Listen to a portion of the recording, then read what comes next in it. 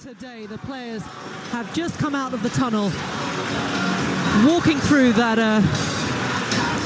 little parade of children on either side of the Premier League hoarding, and they are heading to their positions ahead of kick-off. It isn't quite the sunny start that we were hoping for by the seaside, but you know what? We've got two new, exciting managers in the Premier League facing off here at the Vitality. We're expecting a fast-paced frenzy this lunchtime if their last encounters are anything to go by. Bournemouth, yes, they do have work to do. They're winless in their last 6 games, and they've only won 1 of their last 6 at home. Iraola, so impressive in Spain then, will be looking to remedy that ASAP. He could be encouraged by that unwelcome Spurs away record. 1 win in their last 11 in all competitions, but they've won their last 5 here at the Vitality as well. Plenty in this one then. It is time for the Cherries versus Ange Ball. It is Bournemouth against Tottenham Hotspur, so it's time to hand you over to our commentary team, the former Nottingham Forest, Man City and England defender and manager Stuart Pearce.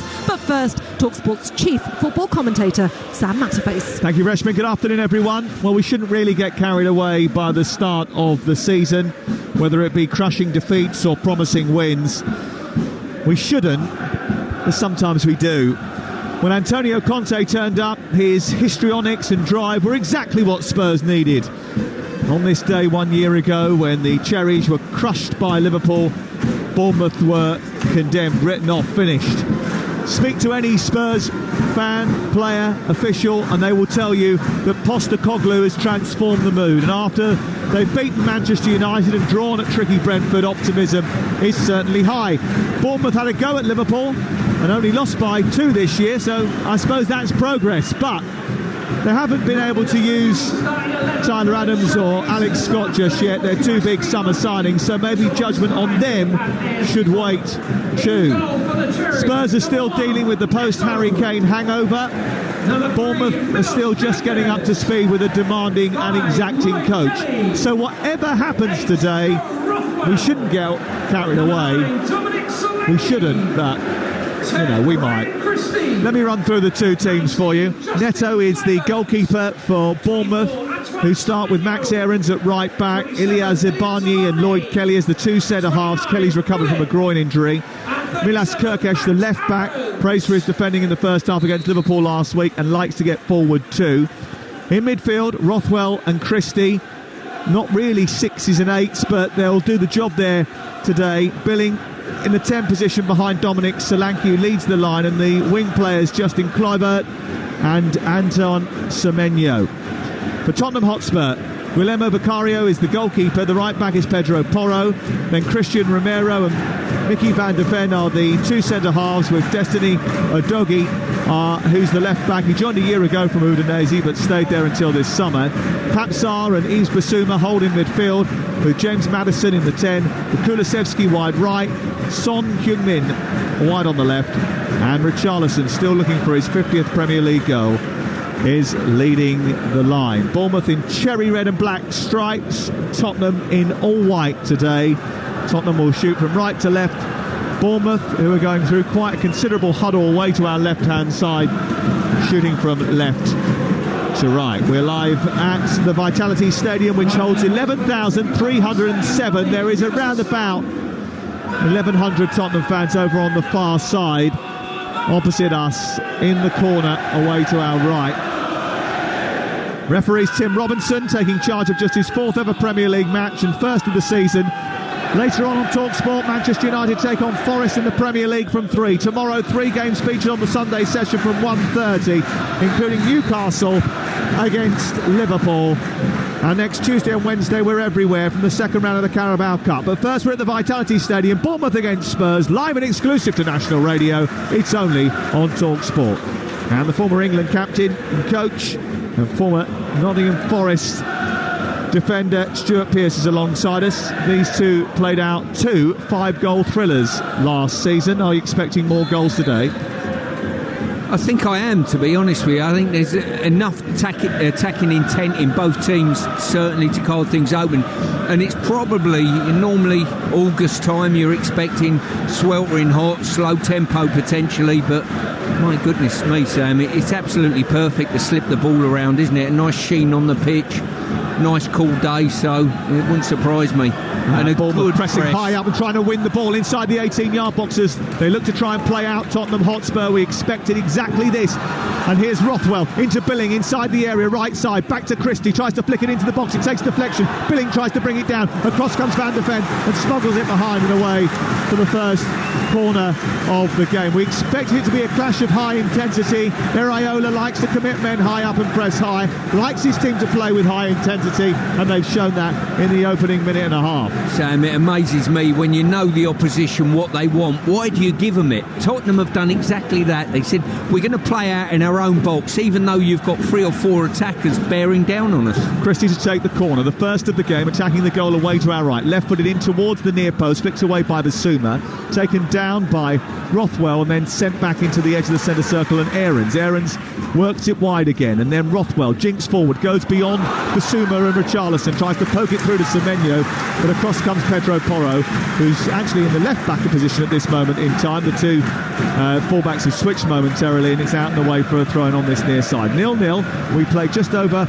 a minute and 58 seconds. You're listening to Talksport. We've probably got 2 centre forwards that might have a bearing on the result of this game today in Solanke and Richarlison. Both of them have got to be maybe a little bit cuter in and around that second 6-yard box in looking for that poacher's goal today. Well, they haven't switched back over Dogi and Pedro Porro, and at the moment it's causing a little bit of a problem for Tottenham as a result of Pedro Porro wanting to tuck in because he wants to switch back over. Here's Son at the other end though, skipping into the penalty area, going down the left hand side, low ball into the near post, and it's cleared away by Kelly, who takes no chances and pushes it out and away for a throw-in deep inside his own territory. They have now switched over, but because he wanted to stay so in field there, Porro, he wasn't comfortable being out in the left flank position. Semenyo was in acres of space, and actually when they won the ball high on the halfway line, if they'd switched it quickly, there was so much room for him to attack down this near side. Didn't work out like that, and Tottenham are on the attack again, and Basuma's trying to get round the back after a flick from Richarlison. Neto comes out, collects on the edge of his 6-yard box. Bournemouth have it. We've had a breathless start to the game, and we've only had 2 and a bit minutes on Talksport. Bournemouth 0, Tottenham 0. Well, we talked about whether there'd be goals in this game. Already in 2 and a bit minutes we've had 2 or 3 entries at both ends into the 18-yard box and a corner. Semenyo picking it up from Solanke. Solanke gets the return ball down the right side. He was just off the pace there, Solanke. He knows it. It was played into the right corner of the field. He went chasing it, and he just hesitated slightly before doing so, and Van der Ven was allowed to come across and clear. Out for a throw-in, level with the edge of the Tottenham penalty area. Bournemouth on the attack, and moving down at pace is Rothwell, diving in to win a tackle, sliding across the greasy surface. Here's Yves Basuma, who pokes it out for a throw-in midway between the edge of the 18-yard box and the byline, with Bournemouth on the attack on the right side. With the numbers Bournemouth are getting forward into the final third at the moment, it's going to be important that holding midfield shield for Tottenham is in place. Basuma was certainly then. They're trying to counter-attack now, Tottenham, but Billing has come back and won a very good tackle. Brilliant slide from the side into the path of Richarlison to deny him a run on the Bournemouth half of the field. Excellent work by Bournemouth in recovering the ball. It's forward towards Solanke again inside the area. He gets a little nudge from Romero. Goes down. There's a half-hearted appeal from Solanke and the Bournemouth support. A glance at the linesman, Tim Robinson, says play on, and we do just that. Yeah, just a little bit too much pace on the ball there for Solanke to get on the end of. Again, the high press is on from Bournemouth, trying to force an error, as they did so often last week at Anfield, where they caused chaos in the opening few minutes of the game, especially with Trent Alexander-Arnold. Maddison is inside his 18-yard box dribbling with the ball, and Rothwell is putting the press on. They come wide to the left. Christie is there to put pressure on the central defender. Adogi is fouled by Semenyo on this near side, and the free kick is given, but they're not comfortable when Bournemouth put that press on, and we knew that they were going to do that, especially bearing in mind his reputation at Rayo Vallecano last season. Adogi suggesting that there was a little bit more to that from Semenyo than initially was reported. He's gone down.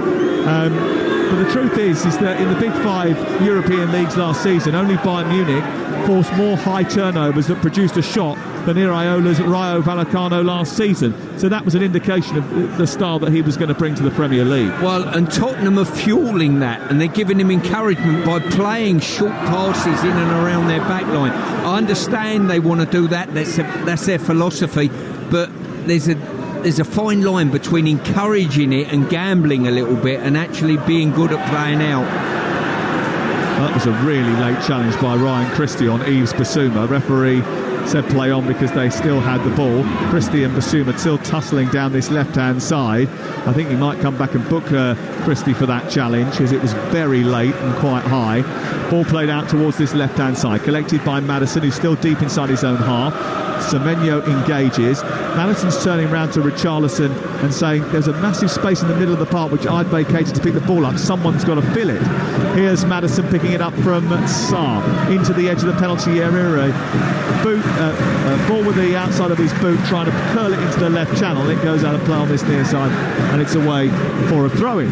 0-0, and we've played just over 6.5 minutes. You're listening to Talksport live at the Vitality Stadium.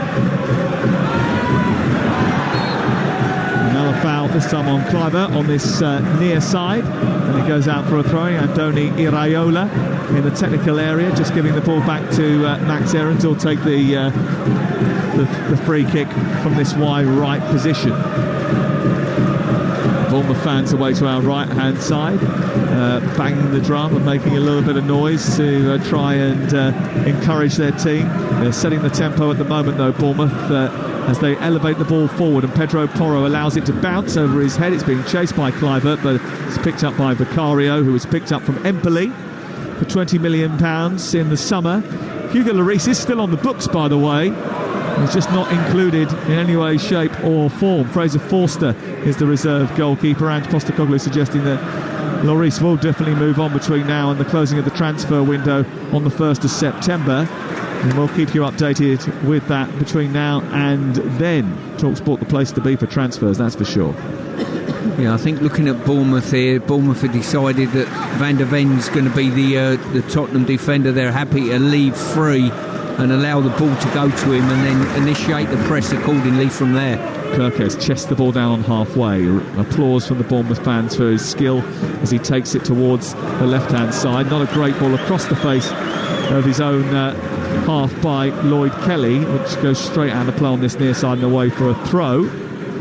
Only played 24 times last season, Lloyd Kelly. He was the captain of the club before February, and lost it to Neto. And Rothwell's committed another foul on this near side, and Tim Robinson just saying, that's it now, that's your last one.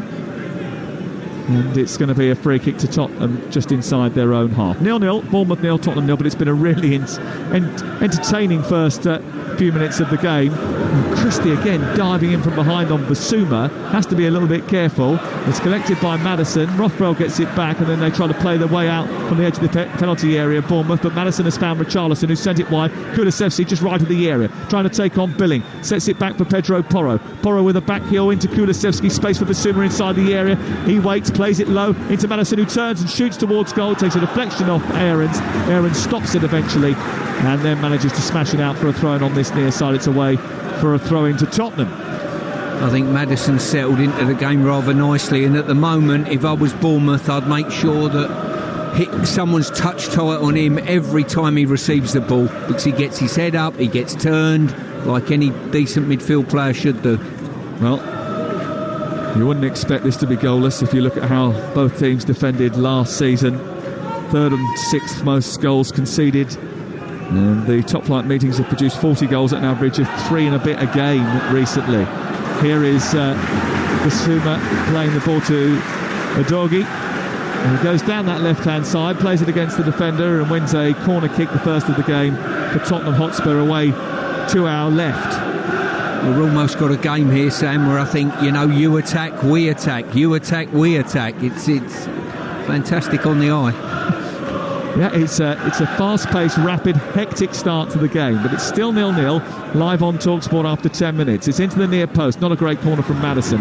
Cleared easily by Kirkes, and then sent back to the centre circle. Porro just whacks it forward aimlessly and straight down the throat of Neto, who then immediately dispatches upfield, high into the air, headed into the air by Romero. Solanke tries to win the second ball. Romero goes up and goes straight to the floor, falls on the ground, and has he got a head injury here? I think he has, so there'll be a pause in play while Tim Robinson calls on the physios to attend to Christian Romero, who I thought actually rather recklessly went up for that ball because he was second favourite, flung himself into the air and landed awkwardly. Yeah, I think he's just landed on his hip actually and just jarred it a little bit. I think there's a suggestion that Solanke's made a sort of back for him, if you like. But I was surprised that they've just defended a corner, and I'm surprised Neto's released the ball as early as he did. They had Kluivert up front with the back four of Tottenham all back in place. Well, Ange Postecoglou celebrates his 58th birthday tomorrow. He's aiming to become the first Tottenham head coach to start and end the same season since Mauricio Pochettino in 2018-19. Not a great record. Shows the instability that's cloaked Tottenham in recent seasons, doesn't it, Stuart? Well, it certainly does. But in comparison to Watford, that's long-termism, my friend. Yeah, I don't think Watford are anybody's stability measure, Stu, to be honest. Here is Aarons into Christie. Lovely ball out towards the far side. They're attacking with 6 players here. Bournemouth. Out to the left is Kluivert, who runs up to the edge of the penalty area. Kirkes has supported him. Plays it against Pedro Porro. Hits his shins, goes behind. Away for a corner. Excellent the way they got so many bodies forward there, Bournemouth. Rapid attack, which was started by Christie's brilliant ball from right side to left and finding Kluivert.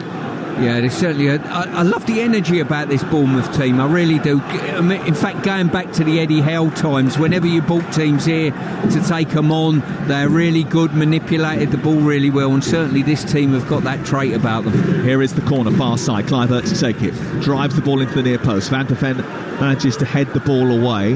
It falls to Aarons, who scoops it high into the afternoon sky which was grey and drizzly, and now is just being moved aside for a bright blue cobalt sky which is on the horizon and joining us as the afternoon progresses.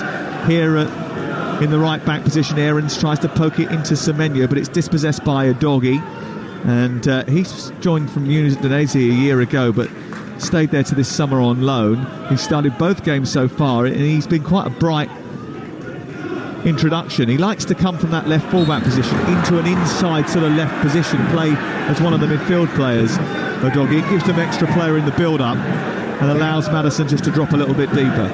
Yeah, Maddison, I'm looking at him. How much did he cost? 40 million? Yeah. I think he's an absolute steal at that for this team in what they want. You know, just seeing him manipulating the ball, getting on the ball, freeing himself up. And as soon as he gets it, he's looking to play that ball in behind that's going to hurt the opposition.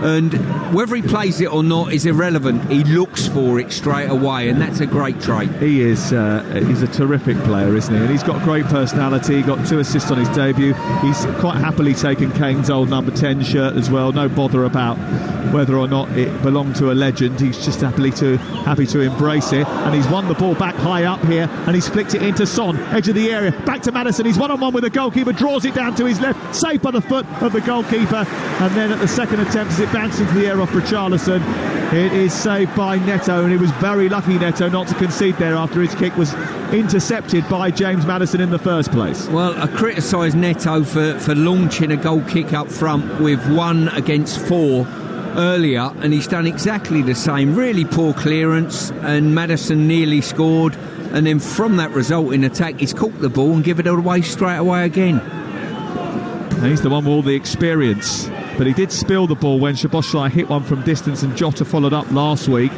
He is an ex-Juve and Barcelona goalkeeper. Son, deep ball into the penalty area. It's high above Richarlison's head. Kirkes will get there first, the Hungarian, 19 years of age. And it's out of play over on the far side. He was very good last week at getting on the outside of Jadon Anthony and supporting the attack, Kirkes. Played in the semi-final of the Conference League, you might remember last year, for RZ against West Ham. Well, this is definitely a step up from that standard that he was playing.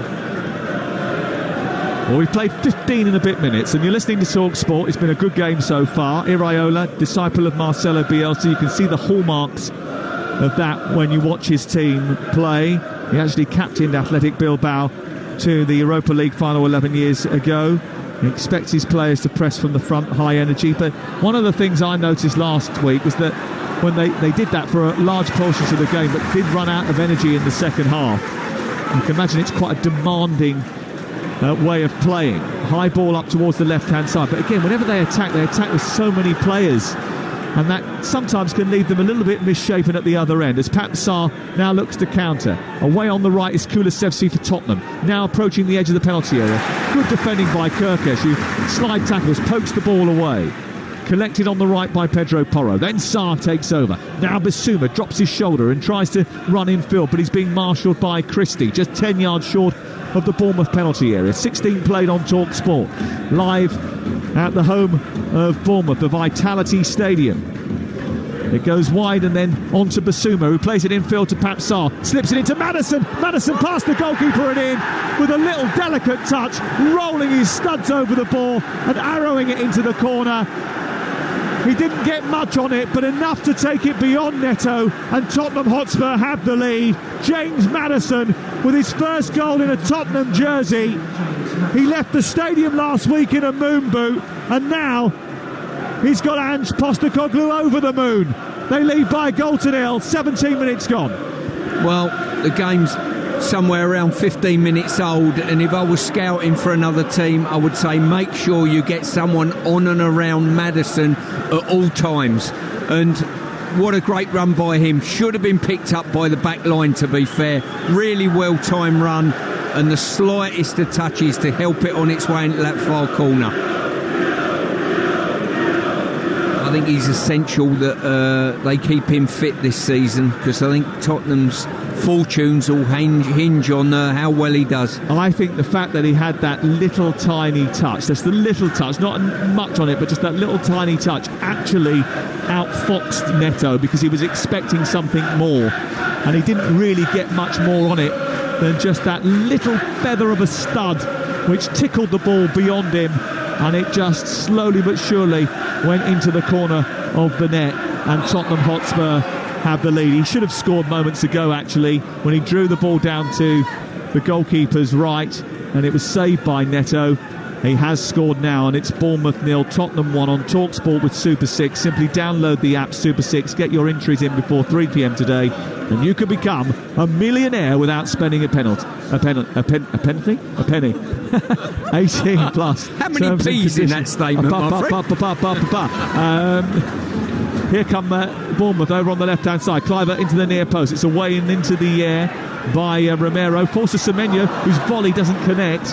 And it's away by Tottenham to the left-hand side. Kirkes has it now. Across into the box. Solanke trying to get there. Van der Ven away. Chested down by Richarlison. It's out of play on the far side. Here's Stuart Pearce.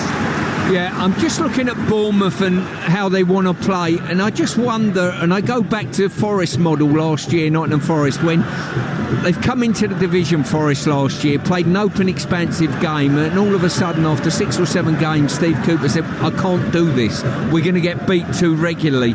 And I wonder whether Bournemouth and the manager here are going to say, I love the style of football we play, but on occasion we have to be a little bit more conservative to get over the line. Well, we've said it, I think, 2 or 3 times in the opening 16, 17 minutes of this game. We're now up to 19. But when they attack with so many players, 5 or 6 of them in advanced areas, when they're up against teams that maybe have got greater weapons than they have, that's going to always be difficult for you to sustain.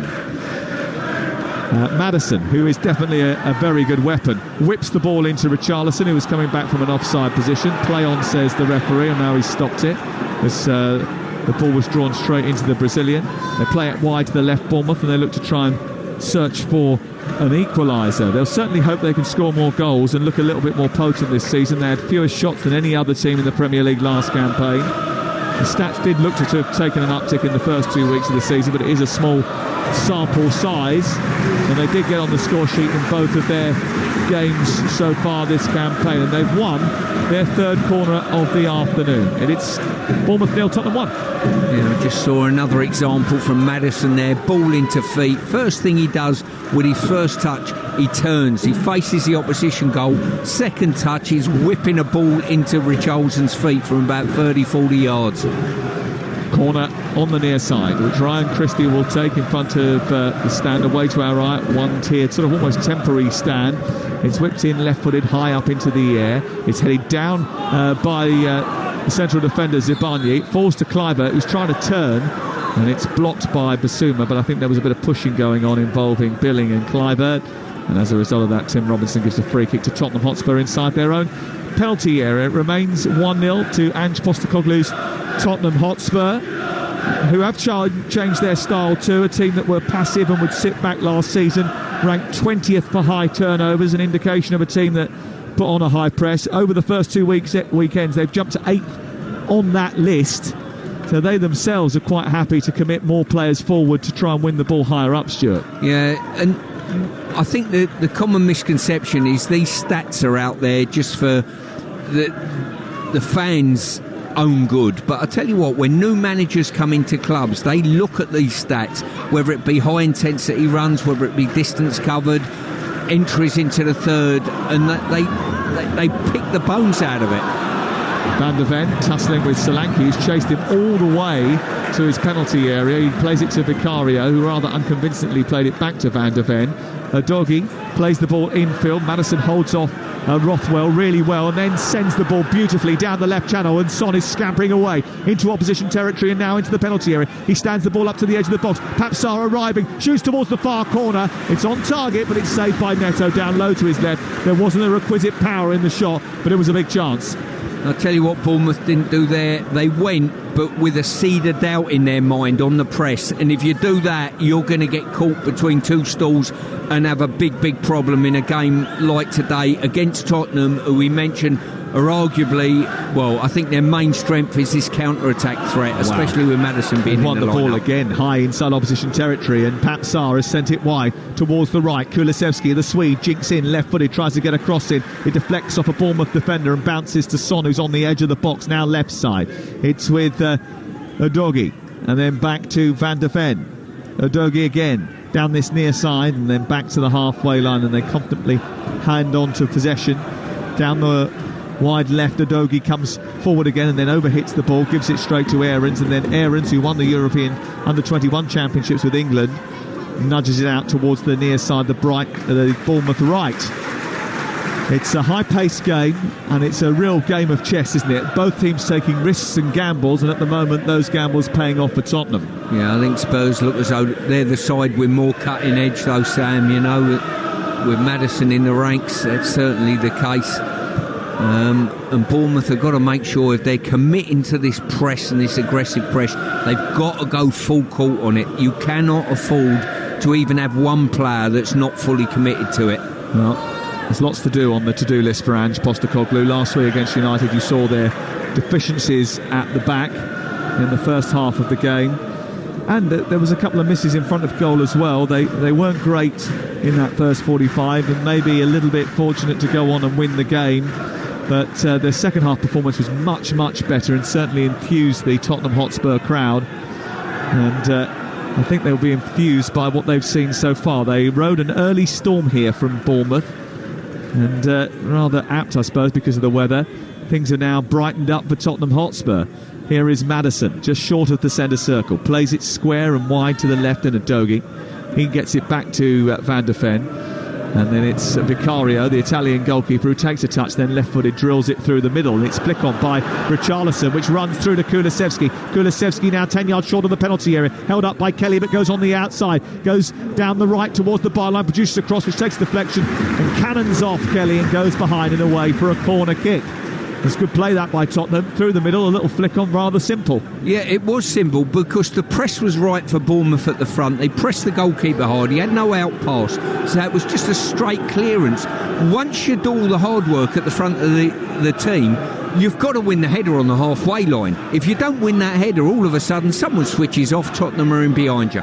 Yeah, that's the second press, isn't it? That needs to go on straight after you've applied the first one. And I do think until they get that right in terms of that midfield blend, that isn't going to be perfect for Bournemouth.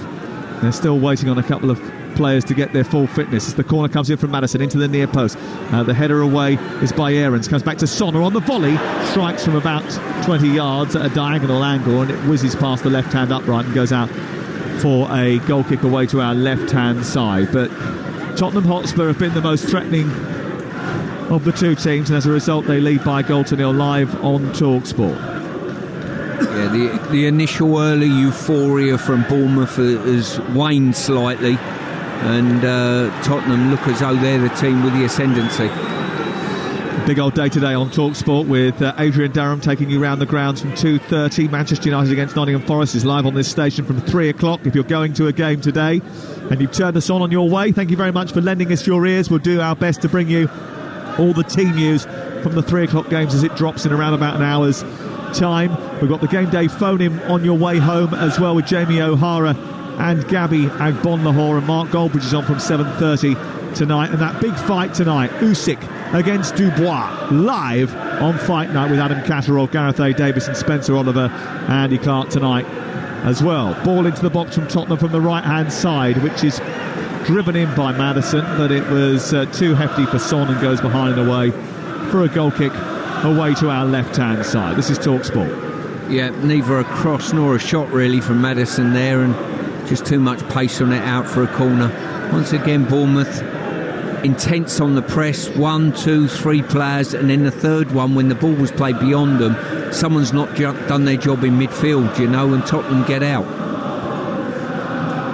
Here is Christie down the right for Semenyo, testing his pace against a doggy who does very well to get in front of Semenyo. And Semenyo just turns to Christie and says, I need a little bit more accuracy than that. He got the opener against Liverpool, Semenyo. Pops up everywhere, carries the ball well, made an opportunity at the start of the second half of that game to the Ghana international.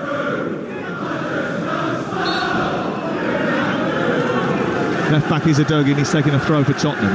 He launched it down the line. Maddison can't get there. Christie fighting for it down this right hand side with Basuma. Semenyo wins the ball. There wasn't too much in that, but they were pushing and pressing and trying to get around Basuma, who's gone down after a couple of quite hefty challenges on him now, but that wasn't one of them, I don't think. He just had two players from either side. It might have been the arm from Semenyo, actually. Yeah, I think there was some holding there, but they've got two players on Udogie right on the touchline. He's got nowhere to go. He's facing the touchline, facing his own goal. Don't give a foul away there. Ball clipped out by Vicario to Basuma, and then he is hounded by Christie once more. Goes infield, Basuma, who signed from Brighton last season and wasn't great, but has already looked as if he's going to flourish under Ange Postecoglou. Back to Rothwell. Billing going backwards rather than forwards, and the Bournemouth fans weren't too happy about that from a right-sided position. And now it goes all the way back to Zabanyi, and they look to build from the back once again. Down the left it goes, into the feet of Kluivert. Kluivert jinks past two challenges and runs in the centre circle. He's got space out wide for Philip Billing. Philip Billing moves up towards the right edge of the area. Semenyo's gone on one, down the right channel, cuts back in on his left foot, and his shot is blocked by Van der Ven.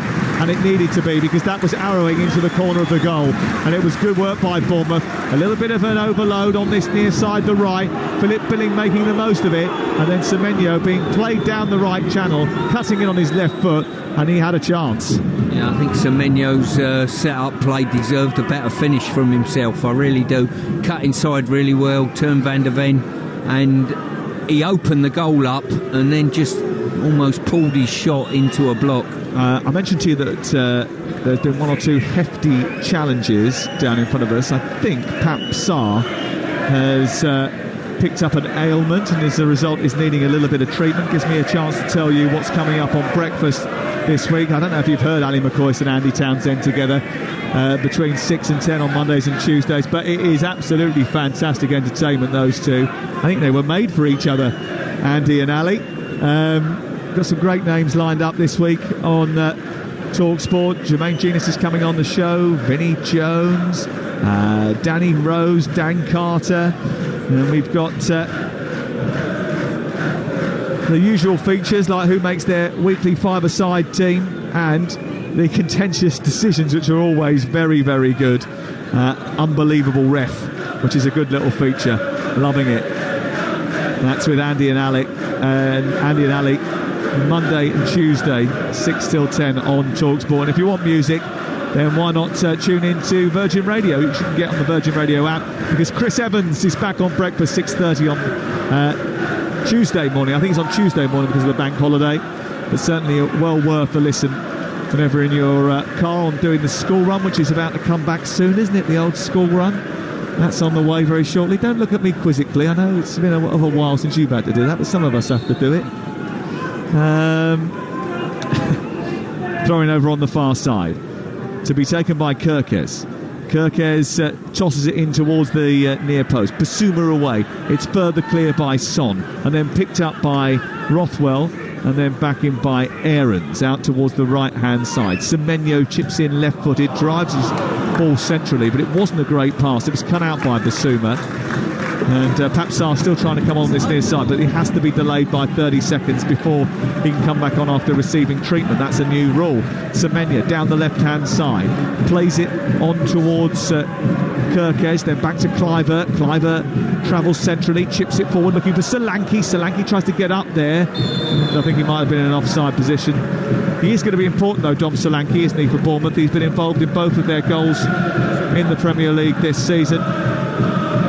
Goal against West Ham and assist against Liverpool. And in his last appearance against Tottenham, Stuart, he was involved in all three of their goals, setting up the opener and the 95th minute winner, having also scored to put them 2-1 in front. Yeah, to not undersell his importance to this team, I think how many goals and assists he actually deliver will probably dictate their fortune at the end of the season. 32 gone. Tottenham leading by a goal to nil. Maddison has scored it. And so far, things going very well for Ange Postecoglou. There's been a few warnings for them. They're not secure in the game yet, that is for sure. And this high press has caused them a few issues. And they've just beaten that with Van de Ven just body swerving away from Christie and finding Richarlison. Richarlison out wide to Papsar, who's now back on the pitch and moving freely. Out wide it goes to Kulusevski. He's high up inside opposition territory. Centrally, Pedro Porro. Back out to Kulusevski once again. Porro comes infield and receives it once more, then goes back to the halfway line, because on this occasion actually Bournemouth have got players back behind the ball quickly. Yeah, both Rothwell and Christie are like two irritating blue bottles. They faff around you and are an irritant, but they're not achieving a great deal, if you know what I mean, in turning over the press. They're working hard enough, they're genuine enough, but they're letting players turn away from them, and once they get beyond them, spaces open up for Spurs. Yeah, I think, like we've mentioned before, Tyler Adams, when he's recovered from that hamstring injury, will be in that midfield on a regular basis. They play 24 million quid for him, and Bournemouth don't do that very often. Ball high into the air, down the right, for Aarons to chase for Bournemouth, who are now coming on the attack. Udogie comes across to this near side, and then Aarons wins a free kick in the right wing position.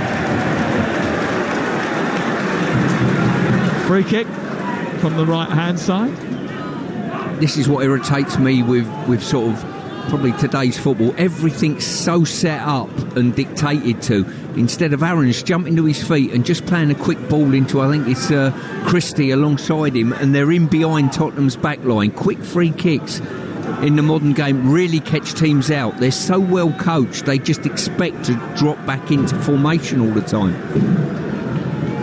Free kick on this right side to be taken by Rothwell. Rothwell and Christie standing over it, so maybe it'll be Christie, a left-footer in-swinger or an out-swinger from Rothwell. And they've got 5 to aim at in the centre. It's Christie deep towards Billing at the far post, who heads it down, and there's no one there to snaffle up the bits and pieces, and Vicario comes and claims. It's little situations like that wide free kick into the far side of the box.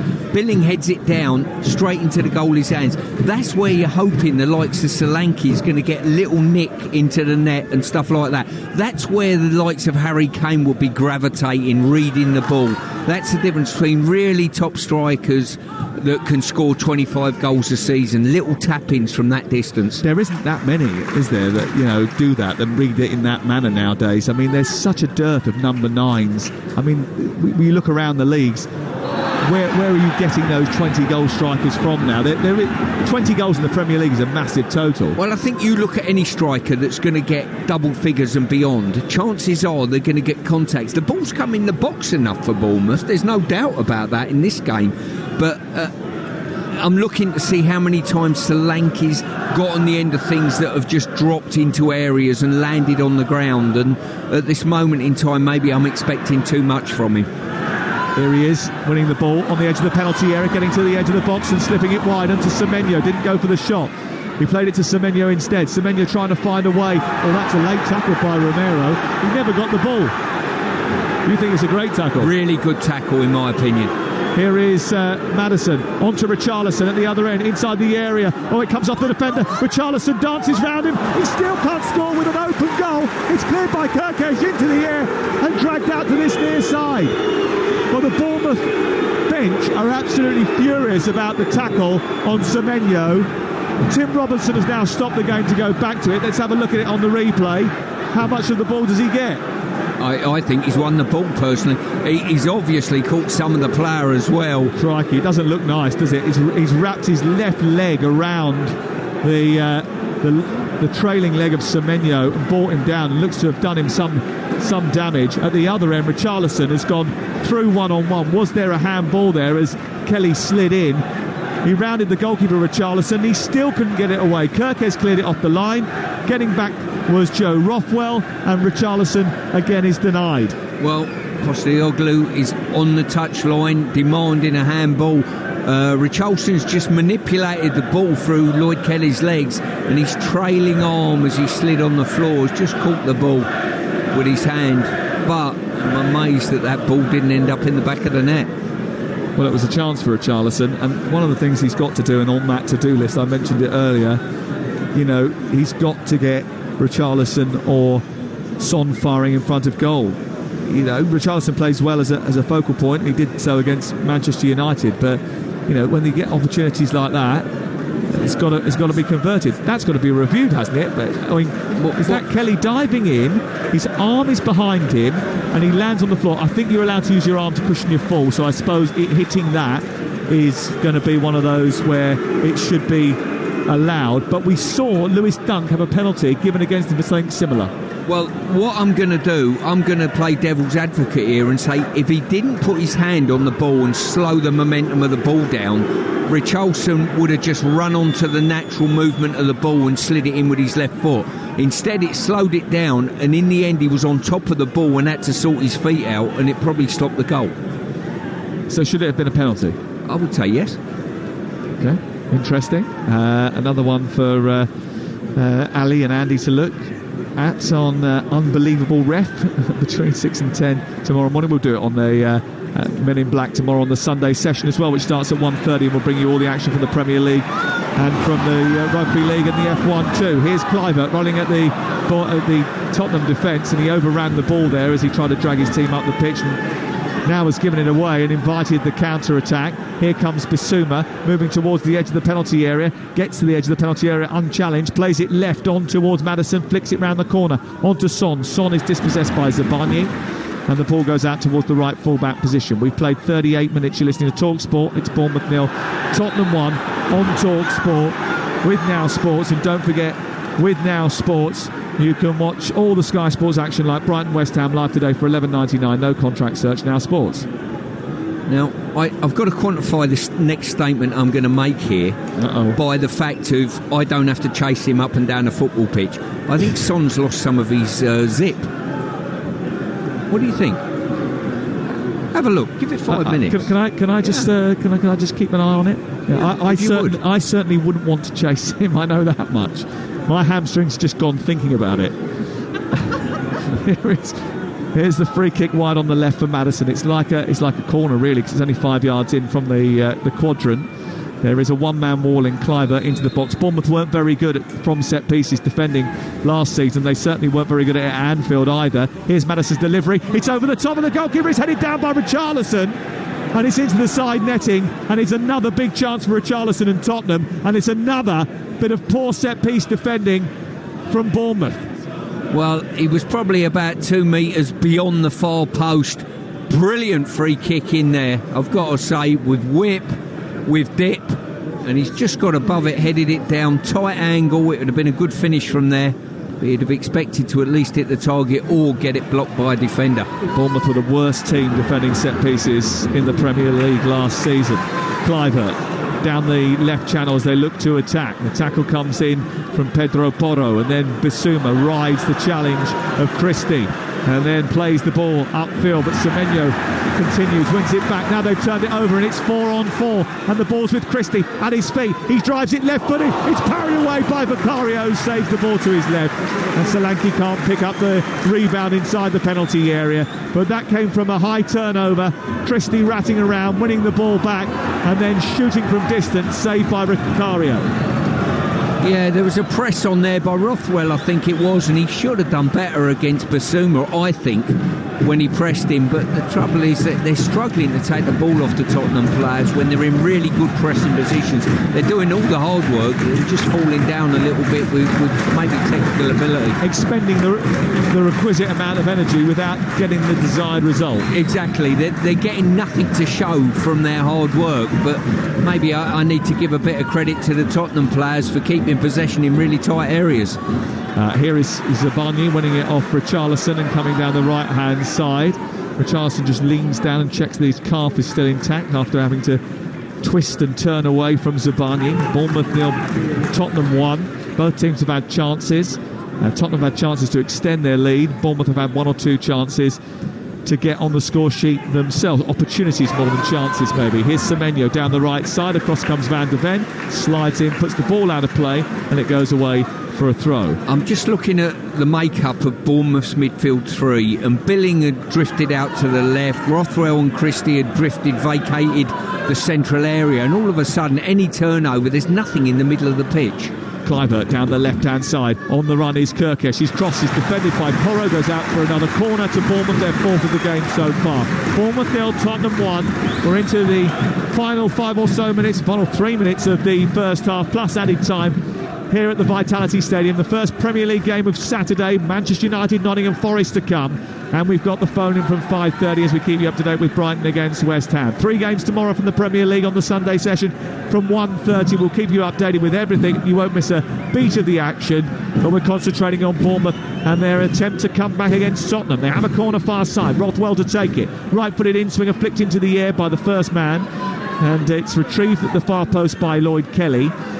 Christie looks to recycle it. He plays it square. Kirkesh down towards the left and Rothwell back to Zabarnyi. There's 5 queuing up on the edge of the area waiting for a delivery into the box. One of those is Kelly. He flicks it on. Billing trying to get there ahead of the goalkeeper, but it's too close to him. Vicario comes running out to the edge of the 6-yard box, snatches it and clears away for Bournemouth. Yeah, this half has just absolutely flown by. It's been an exciting game, certainly end-to-end football. Spurs certainly look like the team more likely to get a second, I would suspect. Ball by Porro down the right is blocked by Kluivert. There was a handball there by Kluivert. Free kick given by Tim Robinson, the referee, relatively new referee to the Premier League. A couple of big calls to make. That handball against Lloyd Kelly and the foul on Semenyo, which he allowed to continue. And Ange Postecoglou and Andoni Iraola both upset by his failure to intervene on those occasions. This probably means he's probably got it right. If everyone's unhappy. I thought he got it right. That tackle on the edge of the box, definitely. That would be my opinion. Here is sure about the handball though. Son down the right-hand side, finding Sarr. Sarr moving towards the edge of the area, out wide to Kulusevski. Kulusevski going on the outside of the defender. Kluivert does quite well to hold him up, and the Swede then turns and brings Pedro Porro back into play on the right side of the Bournemouth box. It remains 1-0 to Tottenham, the visitors, with 30 seconds to go before half-time. Live on Talksport with Sam Matterface and the fashion guru Stuart Pearce. Here is James Maddison moving towards the edge of the area, trying to link with Pedro Porro, and he's overhit that ball, and Porro sliding in, can't reach it, goes behind and away for a goal kick. It's quite incredible, Sam, some of the drivel you hear on national radio, and certainly that last statement from you, whilst there's a tinge of truth in it. Yeah, I mean, sarcastic truth. That's because you spent at least 10 minutes today deconstructing what I was wearing whilst wearing a pair of tight jeans and a grey hoodie, which, by the way, I'm going to guess you got for free. That's correct. Yeah. The very kind people at Nike helped me out, but I did deliver a wonderful sort of leadership speech. Oh, did you? Yeah. Okay. Well, you did turn up looking like Dickie Bird this morning, you know. 5 minutes of added time at the end of the first 45. You're listening to Talk Sport, and the ball is on the right-hand side. Pedro Porro sending it forward up to Yves Bissouma. Bissouma moving through the gears and then trying to release Richarlison, who's got a chance to try and dart down that right side. Kelly's come across, slid in. Did he get the ball? Not sure that he did, according to Tim Robinson. Him and his official over on the far side certainly have decided against allowing play to continue. They gave themselves a bit of time, and it's the first yellow card of the game, and it goes to Bournemouth's Lloyd Kelly. Yeah, certainly both officials took an eternity to make that decision that, from where I was stood, looked a definite foul. And I'm looking at the replay again, and he certainly got nowhere near the ball. A yellow card, the first of the game, Lloyd Kelly. And he could have been penalised for a handball earlier on in the day if the referee was consistent to what we saw at Brighton the other week in the game against Luton, but I think probably got the right decision on this occasion. We're into 5 minutes of added time, 90 seconds into that. The ball is on the right side with James Maddison, who's going to take the free kick. Again, you'd worry about Bournemouth from set pieces. They won't want to concede now just before half-time after a bright start and Tottenham taking the lead. Here's Maddison's delivery into the centre of the 6-yard box, away by Billing, comes back to Bissouma, whose volley is high into the air, didn't catch it at all well, and then as it's caught by Neto, he then spilt it momentarily and cleared it away. Certainly. Great touch by Christie out of the sky. Lovely little Cruyff turn to get them on the front foot. Semenyo back to Christie. Oh, they haven't made the most of it. And Romero coming back from a deep lying position intervenes. It's turned over by Tottenham inside the middle of their own half, and they quickly run up the field of play. Maddison is in the centre. Kulusevski's trying to find him, can't do so. And Solanke's had to get back into the left full-back position to help out his defence. And now he's not in the forward position as Bournemouth charge up the pitch, but they've still got 4 players in the attack. Well, I'm really enjoying watching Bournemouth get on the front foot. Christie down the left into Semenyo. Semenyo into the left wing position. It was a little bit too hefty, and then there's Porro's challenge, which takes it out by the corner flag. It's away for a throw. You were about to give us a big butt. I was. That expansive way of playing against sides like Tottenham, who are technically very good, will be very hurtful to them. They will feel, though, that they can get a goal against the team that conceded 63 goals last season in the Premier League, the most that Tottenham have ever conceded in a 38-game Premier League season. They've had chances. Kluivert trying to test Porro once again down that left-hand side, but not enough clear-cut chances, I think. They've just got into good positions and haven't managed to fashion a big opportunity. Billing might do that now, though, as he charges through down the left-hand side, bumps into Christian Romero, and the ball goes behind harmlessly. It's out for a goal kick, and I think Guillermo Vicario will take as much time as possible over this goal kick, because ultimately there's only 90 seconds left, and the last thing he wants to do is invite any more pressure. Yeah, and I'm looking at Angieri. He would have gone in at half-time 1-0 up, the way things are looking, and probably reasonably confident that his Tottenham side can get another. It's interesting, isn't it, how we call managers by different things. Klopp is Klopp, Pep is Pep, and Ange is definitely Ange, isn't he? He's not Postecoglou. No, it's just easier to say, really. It's Ange, big Ange. Poch is Poch. Yes, indeed. We're trying to give them one syllable, aren't we? Here is Zabarnyi. Try and cut that down by the end of this game. Into Aarons. Aarons trying to take the ball beyond Son, but he kicks it out of play on this near side. It's away for a throw in the left wing position. Bournemouth 0, Tottenham 1. Bournemouth with a real high press, which has sometimes been exposed by Tottenham on the counter. They've had several chances to extend their lead, Tottenham, after being put in front by James Maddison's little tiny feather touch as the ball was played in from the right-hand side.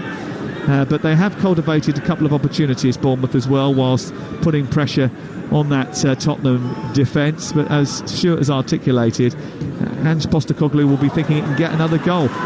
Solanke's intercepted on the halfway line after Tottenham had a free kick, and now they've broken with 5 in the attack, and Kluivert's got into the penalty area. He's got Kirkus to his left, the ball hits the defender, comes back to Philip Billing, who strikes it towards the far corner. It's narrowly wide from the edge of the 18-yard box. He wrapped his left foot around the ball, and he just was narrowly wide of the right-hand upright. That would have been the perfect way to finish the first half.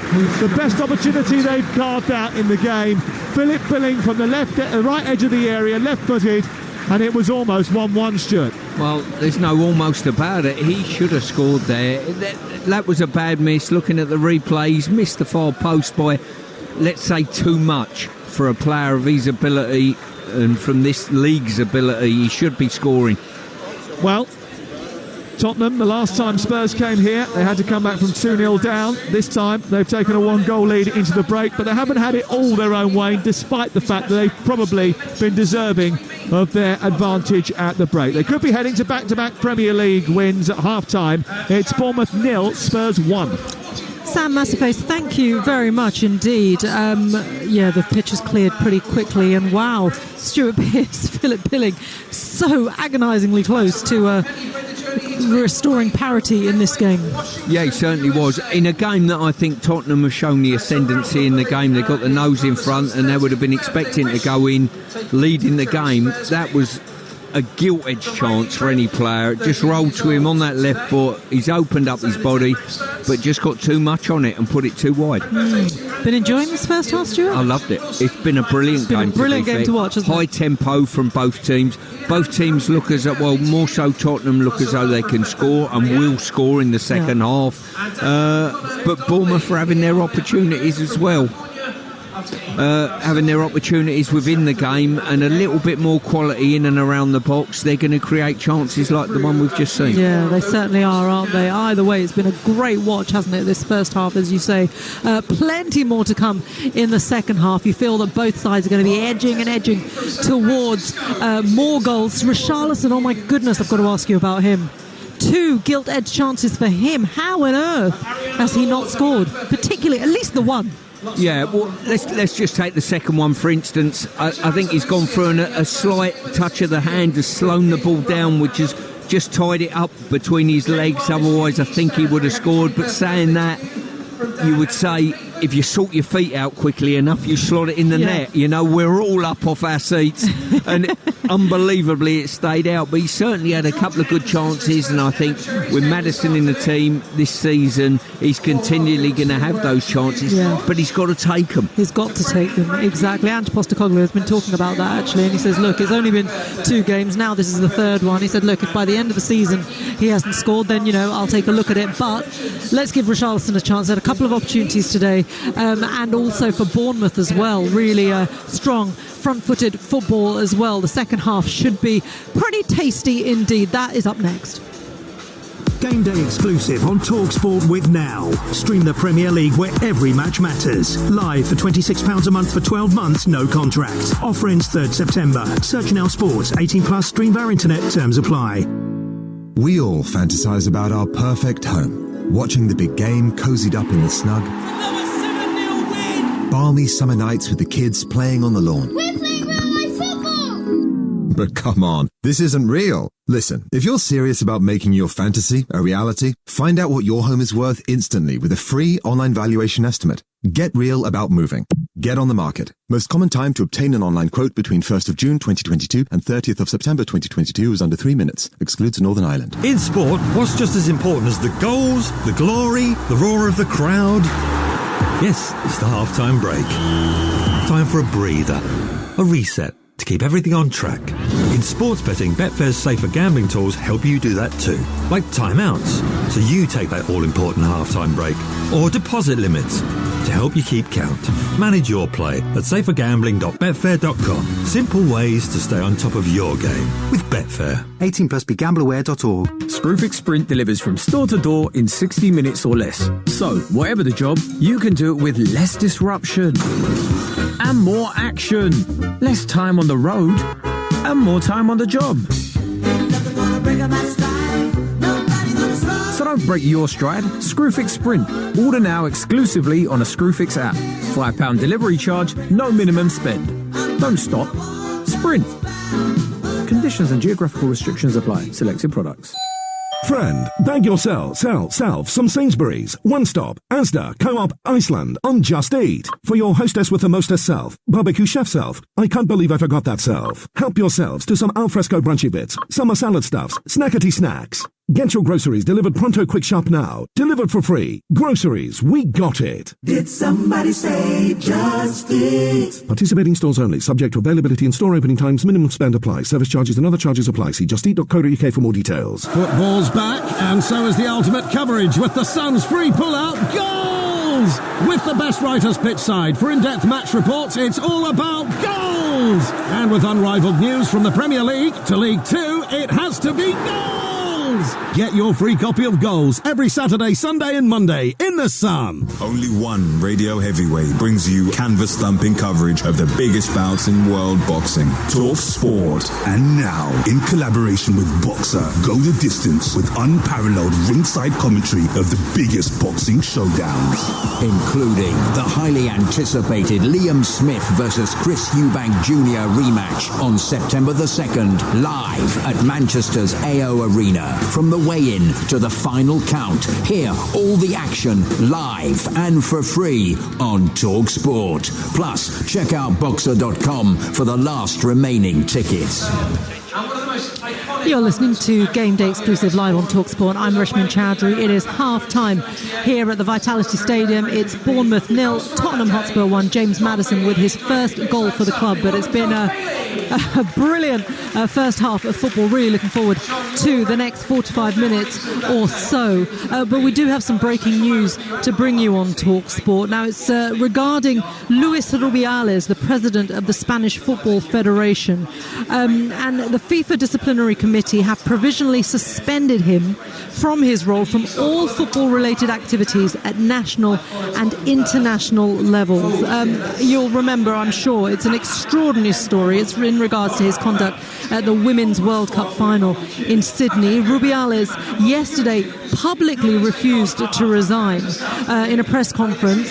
Sorry, it wasn't yesterday, it was earlier in the week. And that was despite so much pressure to do so after he kissed midfielder Jenny Hermoso on the lips without her consent during the presentation ceremony. The Spanish Federation have threatened to take legal action against Hermoso for lies in regards to her version of the event. It is a truly extraordinary tale. It is, in my eyes, just misogyny and everything that is wrong with the world before our eyes. And as a woman, we've all experienced a situation like that where somebody in power will take advantage. So my solidarity certainly with Jenny Hermoso and the rest of the Spanish national team, who are world champions, of course. Their victory overshadowed by this ongoing controversy surrounding Luis Rubiales and his staunch defence of himself and refusal to resign. So he has still refused to resign. He's being backed by the Spanish Football Federation, but the FIFA Disciplinary Committee have provisionally suspended him from all football-related activities at national and international level. For more on that story, you can cross over to Talksport.com, and there is more coverage over on Times Radio as well. OK, this is Game Day Exclusive on Talksport. Let's continue to look ahead to this weekend's Premier League action with Super 6. The Talksport Match Predictor with Super 6. Play for free. Predict 6 correct scores for the chance to win £1 million. Get your entries in by 3 p.m. today with Super 6. 18 plus terms and conditions apply.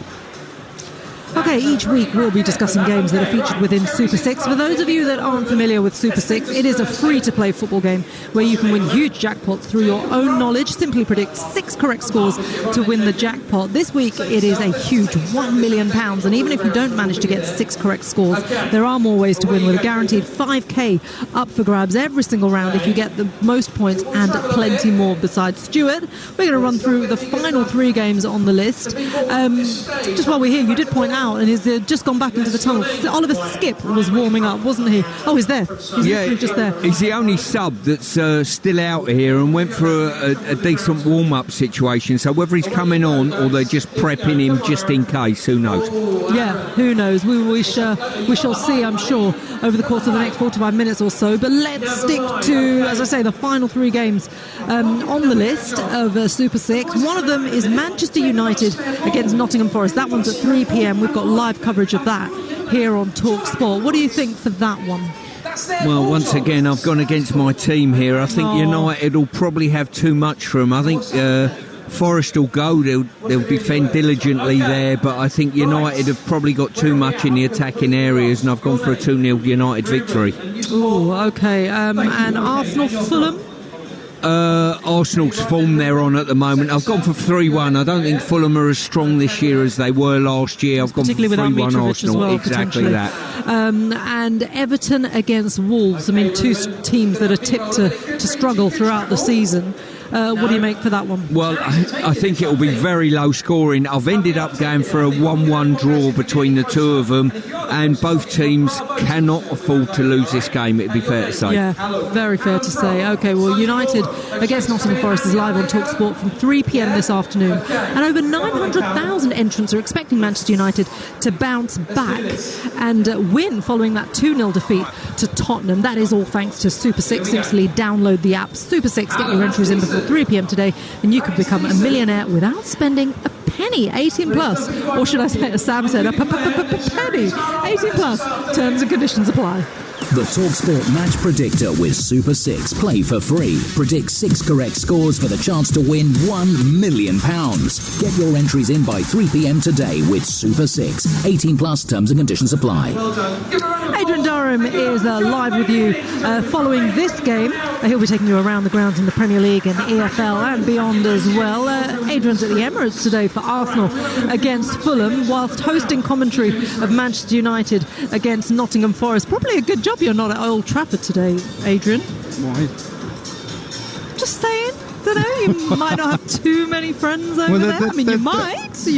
As I said, in which bit, as Stuart agreed with me, Sam agreed with me, which bit was wrong? Yeah, they did. It's all and here's another stat for you. There's only one club in the Premier League that's faced more shots than Manchester United, and that's the team you're watching, Bournemouth. So, listen, you can't go against the facts. They all stack up. I did laugh at the fact that he's set about ruining Mason Mount. We know Mason Mount's a very good player. However, he doesn't look at it in a Man United shirt. He's out injured, so I wish him all the best with a recovery. But I hope when he does get back fit, Ten Hag knows how to use him properly. Yeah, we shall see. What about Arsenal then against Fulham? Stuart's gone for a 3-1 Arsenal victory. Fulham, of course, weakened without Mitrovic, even though he wasn't featuring in the opening games either. But Arsenal looking good for you this season. Can they emulate what they did last term? Well, I tipped them for the title, so... have you? Yeah, my tipping's pretty good. I tipped Spain for the Women's World Cup, so pre-tournament, so I'm feeling really good. So I'm sticking with that. It's not just Mitrovic who's gone. The captain, Tim Ream, is suspended as well today. The only hope for them is the former Arsenal keeper, Leno's in goal, who's saved an extraordinary amount of shots already this season, but you can't see anything other than an Arsenal win. I think Stuart's being kind to Fulham, giving them a goal there, but I think this is going to be comfortable here for Arsenal today. Yeah, and back at the Emirates as well, so there'll certainly be we're counting on the home support as well. Let's hope there are no ticketing issues, which is what we had on our opening day of the season as well. We've got Everton Wolves as well. I mean, this game just it feels painful for the fans, this one. It's a bit weird because I watched Wolves at Man United on the first day, and you remember they were so good. Yeah, for them kept a clean sheet in 17 away games. If you can't keep a clean sheet at Everton, then something is very wrong. Yeah. Mopé looking for his first goal in 30 games if he plays, but they haven't got anybody else up top really, as you were discussing earlier. So big problems. Listen, all 4 home wins for Sean Dyche have finished 1-0 since he's been in charge of Everton. He would definitely snap your hand off for that. today, but it's been a poor start from both results-wise. Performance-wise, I think Wolves will be more encouraged from both performances, actually. They had chances against Brighton. 4-1 maybe flattered Brighton a little bit. They were very good. But it maybe wasn't reflective of what Wolves did in the game. But, yeah, you're right. Everton lose this and it does become crisis time, even though it's 3 games. Even though it's only 3 games in. I know, so much riding on everything, isn't it? Even so early on in the season. Adrian, have a good one. Be lucky. At the Emirates, and thank you very much. We'll speak to you later on, of course. Here, though, at the Vitality, I just saw Franny Benali walking past. He's I don't know how welcome he is in these parts, but he seems to be smiling and happy, obviously a Southampton legend. But there we are. The second half is about to kick off, so I'm going to hand you over to our commentary team once again. Stuart Pearce, nicely wrapped up and ready for the cool breeze, as is Sam Matterface. Here you go, Sam. Why wouldn't he be welcome in these parts? Just because he was a Southampton player. You know, Southampton's about 4 hours away. Yeah, but there's just a bit of needle, isn't there, between them? Is there? A little bit. There is, a little bit. It's not all. They're not There's mates. only one South Coast derby. Oh, here we go. Go on. They might be in the same division again next year. You never know. We've been waiting a while. Right, we're all ready for the second half. Bournemouth against Tottenham. Oh, look, the referee's decided to join us. That was nice of him. Tim Robinson, the last one out of the dressing room ahead of the second half. And it doesn't look like there's any changes at half-time. Just looking at the players that are on the pitch. So as we get underway, Bournemouth will start with Neto in goal, the right back Aaron, Zabarnyi, Lloyd Kelly has been booked, and Kerkez. In midfield, Christie and Rothwell hunting and protecting, and then Billing joining the attack from midfield. Kluivert wide on the left, Semenyo wide on the right, and Solanke leading the press from the front. And for Tottenham Hotspur, it's Guillermo Vicario in goal. Pedro Porro is the right back. Romero, Van der Ven and Udogie are the back 4. Then Papsar and Basuma. Basuma has been very good in the first half. In central midfield with Maddison just a little bit further on. Richarlison leading the line, flanked by Kulusevski. And on the left-hand side, Son Heung-min. It's Talksport. We are being told that Lewis Cook is coming on, has come on, is about to come on. He's in the middle of the pitch now, this moment in time, wearing number 4 for Bournemouth. And I think actually he's taking the place of Joe Rothwell in the heart of midfield. Well, we didn't get too much indication about that, Stuart. I think that was because the referee was so late out from the half-time break. But we do have a change, and it is Lewis Cook on and Rothwell off. What do you think that will make difference-wise? Well, I wonder if he's done it to put him into an area around where Maddison gravitates to and stop Maddison getting on the ball. What I think they've done with the 3 midfield players I mentioned earlier, they've stripped the midfield on occasion with their enthusiasm to go and press, and it's broke the midfield up. And I think if you do that against Tottenham, that's exactly the position where Maddison will get on the ball. Slightly poor communication there from the fourth official and the referee, but we have it now for you. And Bournemouth have the ball inside their own half of the field, and it's with Zabarnyi back towards the goalkeeper Neto, who clears right-footed through the centre of the pitch. And a flick on by Semenyo doesn't quite work, but that was because of pressure from Basuma. Basuma on the ball again, plays it infield, and then it's an interception by Zabarnyi, who strides up towards the centre circle, and now they power forward at Bournemouth with the left Kerkez breaking into space. The ball to him by Kluivert was too weak, didn't feed him with enough power, needed to push that ball in front of him to run onto, didn't, and as a result invited the interception from Pedro Porro. Now, when you've done an overlap like that as a fullback, especially a left fullback, and your player in front of you gives you a ball that gets cut out, my goodness, it did not frustrate. I'm talking about myself here, really. Yes, I can imagine. Wow. And what was the response? Well, it didn't happen twice in a game, it's fair to say. You know, it's a long way back, because you've got to run another 100 yards back to defend your winger afterwards. Indeed. Talksport. And it's 1-0 to The visitors Tottenham Hotspur. Lewis Cook on at half-time, and a slightly deeper role in midfield for Bournemouth, who have won the ball again. Kelly with a great ball into Kluivert. Better one out wide to Kirkesh, whose delivery into the box wasn't great this time, but he's got a second bite at it. Kluivert's come towards the edge of the box. Kirkesh's got it back again, waiting for Kluivert to go down the left. He has to drive the ball into the centre. Semenyo's not going to get there on the edge of the penalty area. Just holds off Papsar and then shields it, plays it to Cook. This is better from Bournemouth. Just putting the squeeze on Tottenham on the edge of the penalty area. Back it goes towards the right side. Zabarnyi nudges it wide towards the right. It's collected by Christie. Into the box it goes, but it's over the head of Billing. Bounces once through the 6-yard box and goes behind and away for a goal kick away to our left. Yeah, Bournemouth are creating stuff up to the final third and getting good entries. They've had the ball up in Tottenham's back line enough, but I'm not seeing enough cutting edge from them, Sam. I've got to say, enough clever manipulation of the ball to open the goal up for a strike. Kelly's done brilliantly, running it high up, away from Papsar. Goes wide. Billing this time is in the left wing position. He tries to take on Sarr. That was a clumsy challenge from Sarr, who was all limbs there, and his legs tangled with Billing. Dragged him to the floor in the left wing position. It was like two spiders coming together, that, wasn't it? And a free kick is on the left-hand side, just short of the penalty area. Yeah, cheap area to give a free kick away, and Bournemouth have got a good opportunity to whip in either outswing or inswing. Christie and Cook standing over the ball. Standing in their way is Kulusevski. This is around about a 40-degree angle to the goal, really, for Bournemouth. Wide on the left-hand side. There are 6 to aim at in the penalty area for Bournemouth. Only one man back, that's Aarons. It's Cook's delivery. It's a low, flat delivery, which travels a very long way. Udogie doesn't quite get hold of it left side and travels towards the far touchline, but he's being pursued by Billing, who is just overly physical, and it gives away a free kick. I've lost count of the amount of free kicks that Bournemouth have given away in probably Tottenham's back third, you know, and it's cheap free kicks. He's had a push at him, he's had a tug at him, and all it does is does the Tottenham defender's job for him. Well, Tim Robinson's the referee, and he's decided not to employ the diktat of booking players who take too long over set pieces, throw-ins, and genuinely waste time. And that's why the Bournemouth fans were getting irate with Vicario over on the far side.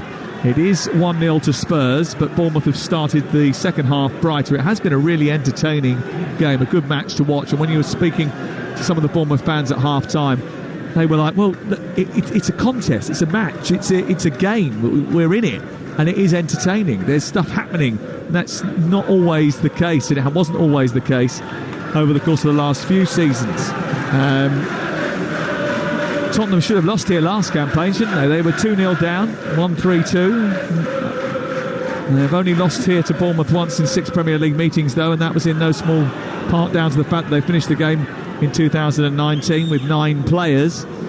But they are in front here, and they've got to hold on to it.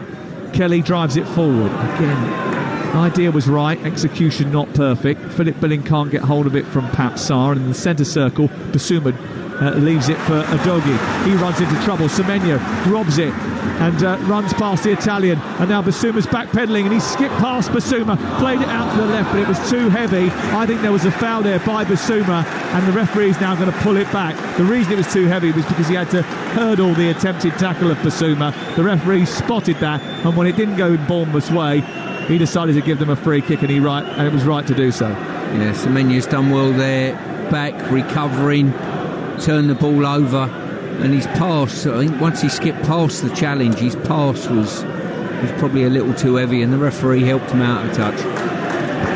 Free kick then, or yellow card for Basuma for arguing.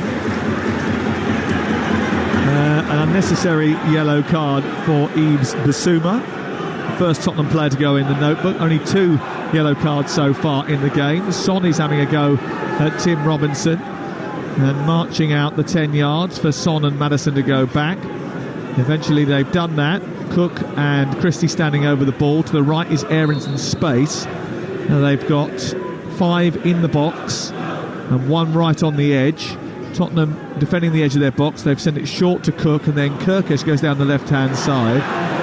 And Kulusevski's just dived in, made a tackle, turned the ball over, and now they're attacking at the other end. What a waste of a free kick. It certainly was. When you load up the box like that, soul destroying.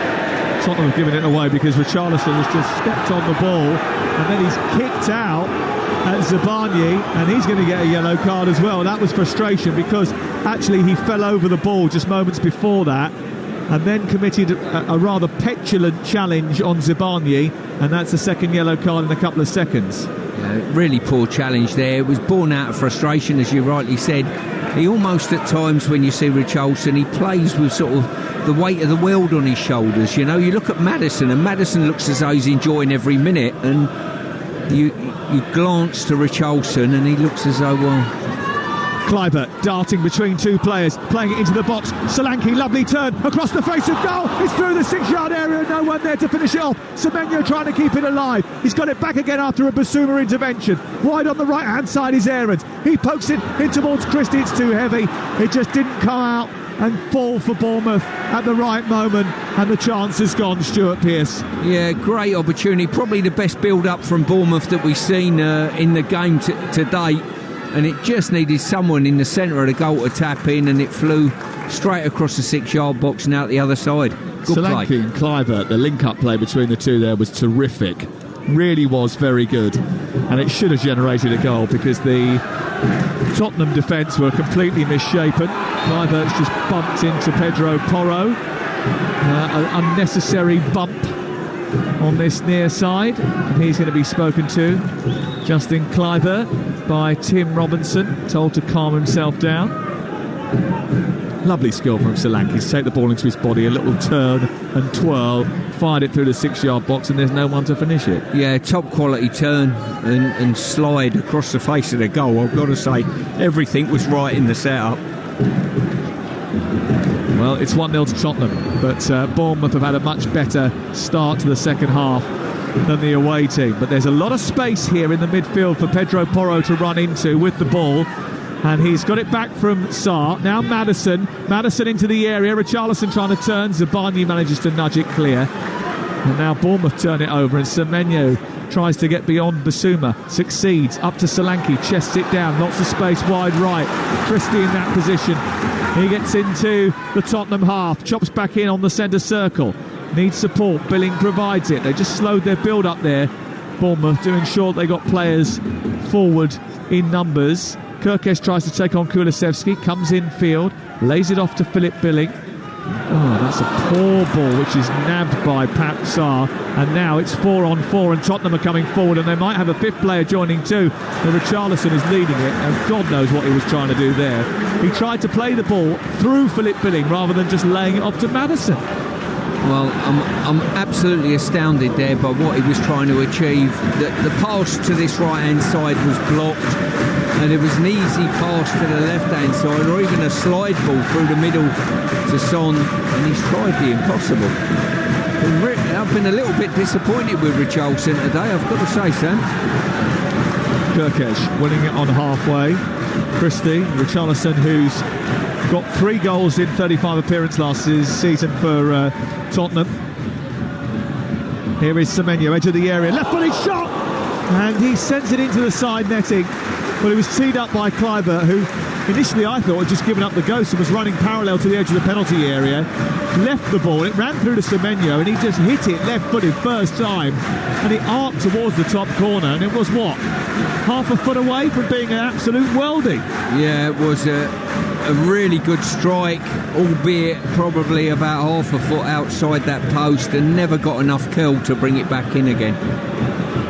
Well, they've had chances in the game to get on the score sheet, have Bournemouth, who trail by a 1-0 to that early strike from James Maddison. But Tottenham Hotspur on the back foot here, and Semenyo is making sure that's the case. He gets to the edge of the penalty area, comes back on his left foot, feeds Billing left side, drives it towards the near post, blocked by Porro out for a corner. Again, they just lack a little bit of ruthlessness in front of goal. Yeah, you've hit the nail on the head there, really. When they broke, Semenyo, I'm thinking, is going to just unload a shot. He declines the offer, slides it out wide, and then, for all intents and purposes, they get an effort that's blocked, but they really should be working the goalkeeper a bit more there. In front of the Steve Fletcher stand, away to our left-hand side. the Cherries on the attack. Tottenham leading by a goal to nil. And it will be taken by Cook at the near post, flicked on by Billing. It wasn't a great corner. It scooted all the way through and goes out for a Cherries throw opposite us. Bournemouth 0, Tottenham 1 live on Talksport. There's going to be a substitution, and Tottenham are going to take it now. And it's going to be Papsar coming off, Perisic coming on, and Højbjerg coming on as well. Be interesting to see who he replaces.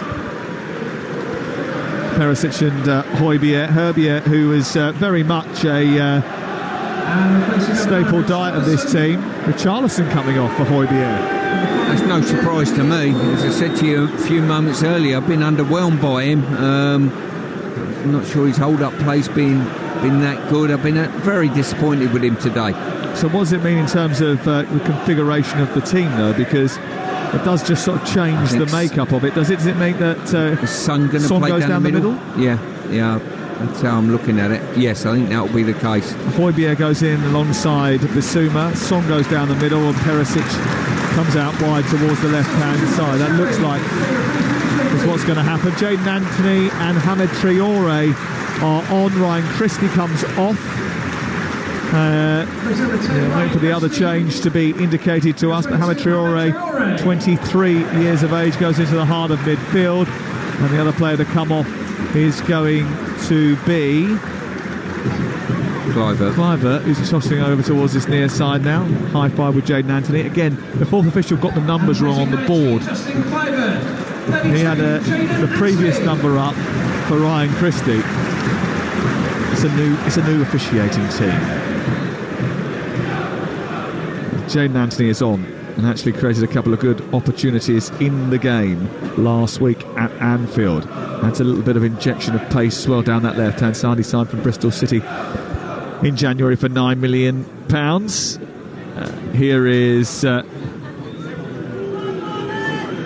the hour mark in the left full-back position, James Maddison being chased by Semenyo. Semenyo maybe just a little bit on him. The linesman raises the flag. The assistant on the far side raises the flag. The referee is giving the free kick in Tottenham's favour. The Bournemouth fans aren't happy about it, Stuart. They thought that was a little bit soft. Yeah, the first contact I think probably was a foul. The second contact probably not, but Bournemouth have given probably more fouls away in Tottenham's final third whilst pressing than they probably set a record in the Premier League. I'm going to stick my neck out there and let Tottenham off the hook on occasion. Ball out of play over on the far side, and it was Aarons who stepped in and won it back. And it's eventually out for a throw into Tottenham Hotspur, halfway inside opposition territory. You're listening to Talksport. We're 8 minutes away from team news in our 3 o'clock games. 2:30 we'll be round the grounds with Adrian Durham, who will give you all the goals as they go in. Here is Semenyo, who they picked up from Bristol City, as I mentioned, for £9 million earlier this year. And he has been pretty impressive today at times. Bissouma has nabbed in front of Solanke, played it to Son, edge of the area, wide right it goes. Kulusevski, low ball to the penalty spot, and Tottenham have lost the ball. And Jayden Anthony, who used to play for Arsenal 10 years in North London, intervening on the edge of the box, will be relishing playing against Tottenham once again. Ball back to Neto, kicked long and high out towards Semenyo, headed clear on the halfway line by Udogie. And then Maddison skips past the challenge of Zabarnyi, runs into Cook, still got hold of it, gets to the edge of the D. There's not much support. He's looking away to his right-hand side and he's saying, where are you all? Tell you what, there was a pass on to Son there, but he just couldn't get his head up quickly enough under too much pressure. Well, Tottenham, who are just having a little bit of a foray into the Bournemouth half, probably for the first time in this second half, Stuart. We played 62 minutes of this game. Here is Kulusevski into the area. It's back by Udogie towards the edge of the 6-yard box, and Kulusevski's going to sneak it in at the far corner, and Tottenham Hotspur have got a 2-goal lead. It's the first time in this second half that they've really had any sustained pressure inside the Bournemouth half of the field. And after scrapping for something down in the left channel, they've managed to somehow fashion a chance to Kulusevski. Bournemouth switched off inside their own box, and they've got a second goal, and it could be a crucial one. Well, Bournemouth have by far looked the better side this second half, and then all of a sudden, the last minute or so, the access has swung slightly, and just having a look at a potential offside, I think he timed his run potentially really well, and good play to get him behind. Oh, is that ball out of play as Adoji keeps it in down by the byline? I don't think so. No.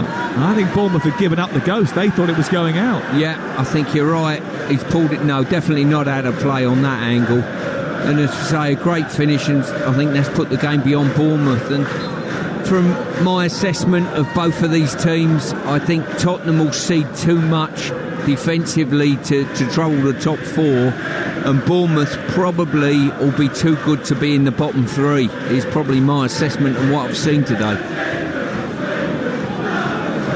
Well, that's a killer blow for Bournemouth, who started the second half really well and haven't managed to take their opportunities. To just go back to that Solanke twirl and ball across the face of goal, what would have happened if they had managed to get an equaliser there? Things might have been different, but Kulusevski has made it 2-0, and Tottenham now surely have got enough to secure all 3 points. Well, that is the point, really, isn't it? The fact that Bournemouth have had good opportunities. Billings' effort just before half-time, they've had certainly good opportunities to potentially work the keeper, but I don't think they have done.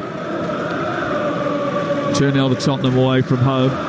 65 minutes on the clock. And now Bournemouth have got to try and drag themselves back from 2 down. The team did do that in a fixture between these two at the end of the summer last year, where Gary O'Neill's Bournemouth went 2-0 in front but lost the game 3-2 as the cross comes in from the wide left, and that ball in towards the near post is headed away by the Bournemouth defence. Jayden Anthony wants a throw on this near side that doesn't go his way. Pedro Porro has it. The Tottenham fans are the ones that you can hear at this moment in time over on the far side as they come forward with Van de Ven into the path of Bissouma, who tries to turn and play the ball back. It's Udogie who takes over and then plays the ball back to Udogie. Perisic on the edge of the penalty area. He's fighting for him, but he's all over the place.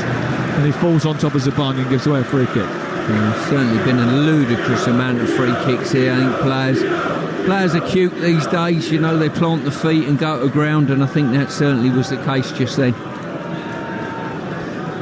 It'll be interesting to see what the Bournemouth manager does in this circumstance, as the ball's won back by Bournemouth, and it's played into Jayden Anthony, who gets to the edge of the penalty area, tries a shot, and his shot is saved. But that was a great opportunity, I think, for Jayden Anthony on the edge of the penalty area, but he just couldn't pull the trigger. There is a problem here for Mickey Van de Ven, who feels as if he's been caught in the face. The game has been stopped, and Tim Robinson is just having a word with Son. Was he caught in the face by Solanke? There's a rogue left arm. As well. Yeah. That was quite an outstretched left arm from Dom Solanke, wasn't it? Yeah, on another day that could certainly evoke a yellow, if not a touch more. VAR, as we understand it, are not looking for it. The referee is giving an uncontested drop ball.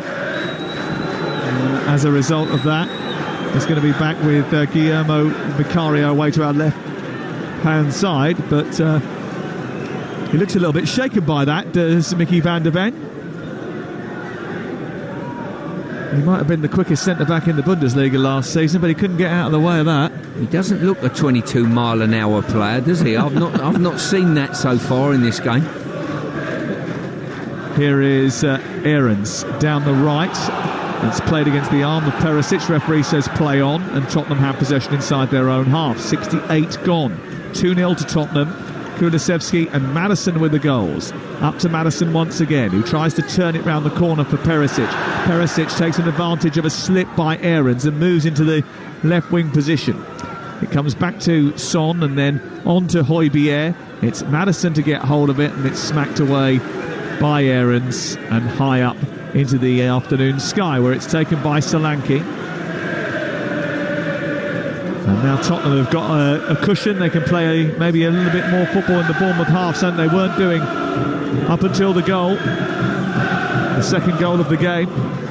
Kulusevski finds Hotspur round the corner from Bissouma. Son trying to get towards the edge of the area. We haven't seen much from Son either, actually, in the game. I mean, we talk a lot about Richarlison and the problems that he had. That was a push by Porro. Referee leaves it unpunished. They need to find a way of getting him a little bit more service as well, don't they, Son? Yeah, they do. As I mentioned in the first half, just to the eye, he looks as though he's lost that little bit of zip. Yeah. You know, when he gets level with you, you know you're not catching him. Today there's been a couple of occasions where he's been level with people, even slightly beyond, and they've got back and got a recovery on him. Billing trying to get down the left, charges into Porro, but Kulusevski picks it up. It's played into Maddison. Son's to his left. Maddison running towards the edge of the area. Right-footed shot across the face of goal. So as a result of that, we'll go off to Old Trafford, where we can get team news, commentary at 3 from Ian Danta. And Erik ten Hag has been forced to change his dysfunctional midfield, Dance. Yeah, 2 changes that were enforced on him. Mount and Shaw are injured. Dalot and Eriksson come in for them. Martial comes in for his 300th Manchester United appearance, displacing Garnacho, so he'll go up top. Rashford back out left. Harry Maguire amongst the subs. Forest make 2 changes from the win against Sheffield United. Returns for Yates and Aina in place of Williams and Mangala. Live at 3 o'clock, Sam. Manchester United against Nottingham Forest. Traore with a cross into the box, and it's aimed towards Solanke, who got something on it but not enough. Away by Van der Ven and out into the left full-back position. Live commentary from Manchester United against Nottingham Forest will be on this network from 3 o'clock this afternoon. Oh, it's a little bit of twist and shouting away to our right-hand side. Was there an off-the-ball challenge by Perisic over on the far side? The Bournemouth fans aren't happy about it. It does look as if there is a bit of an issue here. It was just away from what was going on the field of play. And watch Perisic as he extends his arm out against Aarons. Well, the free kick has been given to Bournemouth over on the far side for that challenge, but nothing more. No, I think he sort of pushed him away rather than, thrown a punch, basically. Put it that way. If you're going to take action against Perisic for that, then you're going to have to go back to Solanke about 5 minutes earlier and send him off. We've got a free kick over on the far side. Giovanni Lo Celso is getting ready for his first appearance of the season. They are checking for a possible red card for violent conduct here. You know what? Looking at it again from a different angle, he grabs his shirt with his right hand of his shoulder and then pushes that hand into his face. And the VAR, who is John Brooks, is looking at it, and I think they've decided now, after a consultation period, that Tim Robinson is not going to go to the monitor, and it's just going to be a free kick. Right decision? They would just cause themselves trouble, because Tottenham will say, why didn't you send Solanke off 5 minutes earlier? And they've probably got more of a case than what I've just seen. Free kick over on the far side, 72 minutes gone, 2-0 to Tottenham. Bournemouth on the attack. It's Billing back into the area. He's overhit that cross. It's floated over everyone and it's gone out towards the far side. It's collected by Udogie, and then it's cleared upfield. Udogie's got it down again and headed it into the path of Maddison, and now Bissouma stretching for it, takes on one player, runs into another, and then Jadon Anthony plays it to Semenyo. Semenyo tackled by Hotspur, and they're fighting for the ball. Semenyo comes away with it. That was 2 players really going at it, but it didn't end up leading to anything more than a free kick to Tottenham Hotspur. So we'll go off to the game at the Emirates. Rumours that Gabriel Jesus could be back for Arsenal this afternoon. Is he, Alex Crook? He is, but only on the bench. 2 changes for both sides. Arsenal bringing Kivior and Trossard for Tomiyasu and Nketiah. With Tim Ream suspended, Fulham hand a full Premier League debut to Calvin Bassey. João Paulinho replaces Harrison Reed in midfield. It's Arsenal against Fulham. to Goodison. Everton and Wolves are goal shy, and Everton are without Dominic Calvert-Lewin again. Steve Hoffesall. Yes, plenty resting on today's result. Two teams not in crisis but feeling the heat. No Calvert-Lewin or Iwobi for Everton, and Michael Keane is dropped from the 11. Nunes missing for Wolves. Ain't Nouri's replaced at left back. So Everton bring Branthwaite in at centre half. Lewis Dobbin left midfield, and Dan Juma leads the line. Do they have the goals in the side? Bueno's brought into the Wolves defence, and He-Chan replaces Nunes. Everton against Wolves. Couple of changes. Yves Bissouma is coming off. Maddison coming off. Oliver Skipp and Giovanni Lo Celso are on the field of play for Tottenham Hotspur. Brentford against Crystal Palace in Bournemouth, and Visser scoring for fun. Do they start against Palace today, Ollie Klink? They do indeed, Sam. In fact, there are no changes for Brentford, who are looking to maintain their unbeaten start to this season. Palace are also unchanged from their defeat to Arsenal on Monday, so Eberechi Eze and Odsonne Edouard both start in attack. Remember, there's live commentary of Manchester United against Forest on this network at 3 o'clock this afternoon. We'll keep you in touch with Arsenal against Fulham. Adrian is there. Brentford, Palace, Everton against Wolves. The phone in from 5:30. Usyk against Dubois later on tonight after Mark Goldbridge's programme as well. Make sure you join us for that. It'll be a cracking fight. Usyk, obviously the big favourite, but you never know. I know that Simon Jordan was looking at getting a ticket this week. He was talking on the White and Jordan show about trying to get to Poland this weekend to see if he could watch the fight, because he thought that something special might happen for Daniel Dubois. They were on fire this week, by the way, White and Jordan. The way they negotiated some of the hard-hitting stories of the week I thought was compelling. 10 till 1, Monday to Friday, essential listening. This is Talksport. The rain teeming down once again at the Vitality Stadium as Bournemouth try to find a way back into this game. They trail by 2-0. Stuart Pearce. Tottenham have made some changes that suggest that they think that they've done the majority of the job here. Well, I think as soon as you bring Maddison off the pitch, you've decided that you don't need any more goals, it's fair to say. So you're right, I think they think they're over the line. I do as well, actually. Here is Pedro Porro into Son. Son trying to turn. He plays it back towards Van de Ven. And then it's collected by Perisic, far side, into Son once more. Touched by Kulusevski. And then it's cut out on the edge of the Bournemouth penalty area by Kirkes. And then out towards the right-hand side. You mentioned it earlier, you don't think Tottenham will trouble the top four because they concede too many chances. And are you not worried about Bournemouth in terms of staying in the league this year? No, I think... Solanke, played in by Traore, couldn't get away from Van de Ven, and then it's picked up on the edge of the box and played out wide towards the left. It's now collected by Anthony. It's down the left-hand side for Brooks, who sends the ball centrally, and it's cleared away. No, I think Bournemouth will trouble against the teams that will be in and around them. They'll certainly give up a good fight and get enough points off of those teams, especially here.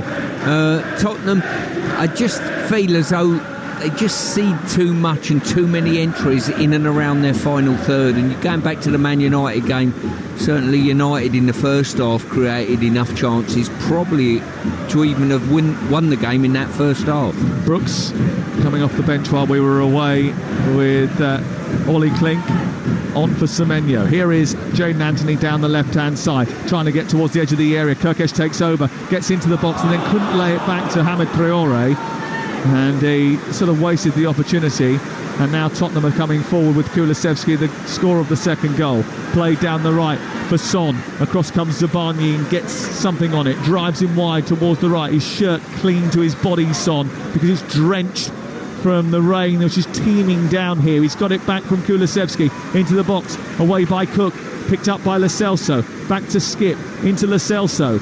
It's like honestly, it's like a waterfall here at the Vitality Stadium. Amazing amount of rain coming from the sky here, and all of the players absolutely drenched now as a result of that. Ball played on the left-hand side for Perisic. 2-0 to Tottenham Hotspur, and Bournemouth trying to get some sort of foothold in the game. They had such a good start to the second half, Stuart, but they couldn't make it tell. And then since the second goal has gone in, I mean, they haven't really laid a glove on Tottenham. No, they haven't, and the key is hitting the back of the net. if you don't hit the back of the net when you've got an ascendancy in the game, chances are the opposition are going to grind their way back in it, and it's going to affect your confidence slightly. But listen, Bournemouth have give a good account of themselves, apart from in that final third when they've not really troubled the goalkeeper enough. Billing has sent a crossfield ball over towards the far side. Again, the rain teams down here as the ball is picked up by Aarons, and then Brooks is beaten to it by Perisic, and it's out for a throw-in to Bournemouth, who are on the attack. A little bit of lightning flashes around the Vitality Stadium. Full-on storm, the thunder rumbles, and it's picked up by Cook, who moves the ball to the right-hand side. Played in to Traore. He's had a lot of touches with the ball. Didn't play that too much last season, Hamed Traore, but completed a permanent move from Sassuolo in May after an initial loan spell. He had a few injuries when he initially came here on loan. That clearance by Neto is going out over on the far side, and it's all the way back to Vicario in the goal away to our left-hand side. There's a problem over on that far side for Udogie, and it's going to be a free kick and a delay in play. I've got a little bit of a quiz question for you if you're interested. Of course, always. But before Bournemouth's promotion to the Premier League in 2015, they'd only ever faced Tottenham once. It was a shock 3-1 FA Cup fifth round win in February in 1957. Now, you don't remember 1957, do you? No, I was only 10 at the time, I think. I thought so. It was the year the Beatles first met, actually, in the backyard of the Garden Fete in Liverpool.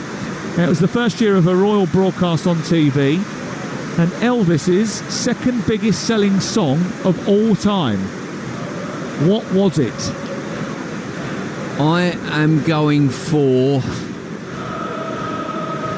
and I don't say this by just looking at you, but I'm going for Hound Dog. No. It's Now or Never was the number one selling song of all time. Yeah. But what was the second biggest selling song of Elvis's career? As we wait for Udogie to get some more treatment over on the far side, there's still a delay in play here, and the physios are attending to him. Jailhouse Rock? Correct. Get in there. Could you see on my face how annoyed I was? I went from Hound Dog to Jailhouse Rock, and both the answer just sprung out by looking at you. I thought maybe Teddy Bear. Yeah, no, didn't come into my mind. I Can't Help Falling in Love with You. Yeah, oh yeah. No, it was, Jailhouse Rock. And arguably, he didn't have the backing band with that one, so that could be perceived as the biggest selling song of his own solo career. There you go.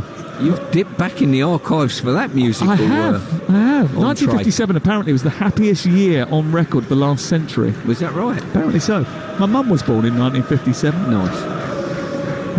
We're still waiting, and the ball is out of play over on the far side. You are listening to Talksport. Tottenham Hotspur lead by 2-0 on Talksport with Super 6. Simply download the app Super 6 and get your entries in before 3 p.m. today, and you can become a millionaire without spending a penny. 18 plus. Terms and conditions apply. So here's the change, and after getting rather frustrated about the attention that he got over on the far side, Destiny Udogie has, who settled in quite well, I think, into the Tottenham lineup, has been replaced by Ben Davies, who scored the equaliser here last season before Spurs went on to win from 2-0 down, and he takes his place in the left fullback position.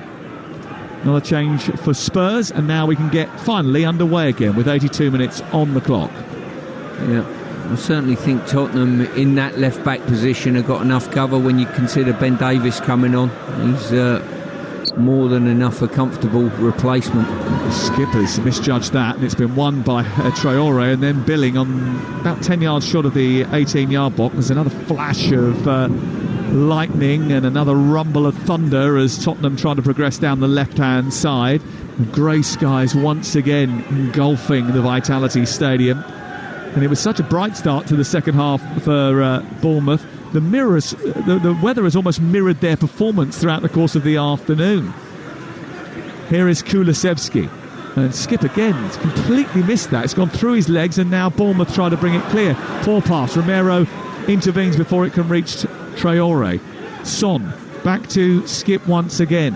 Hotspur into Skip, looks up, no one really in front of him to play the ball to. They're keeping possession here, Tottenham Hotspur, no need to force the issue. Son with Lo Celso out to his left, played back out wide to Skip once more, and Tottenham Hotspur retain possession. Hotspur back to Romero. Adoji actually has only just got round this side of the pitch after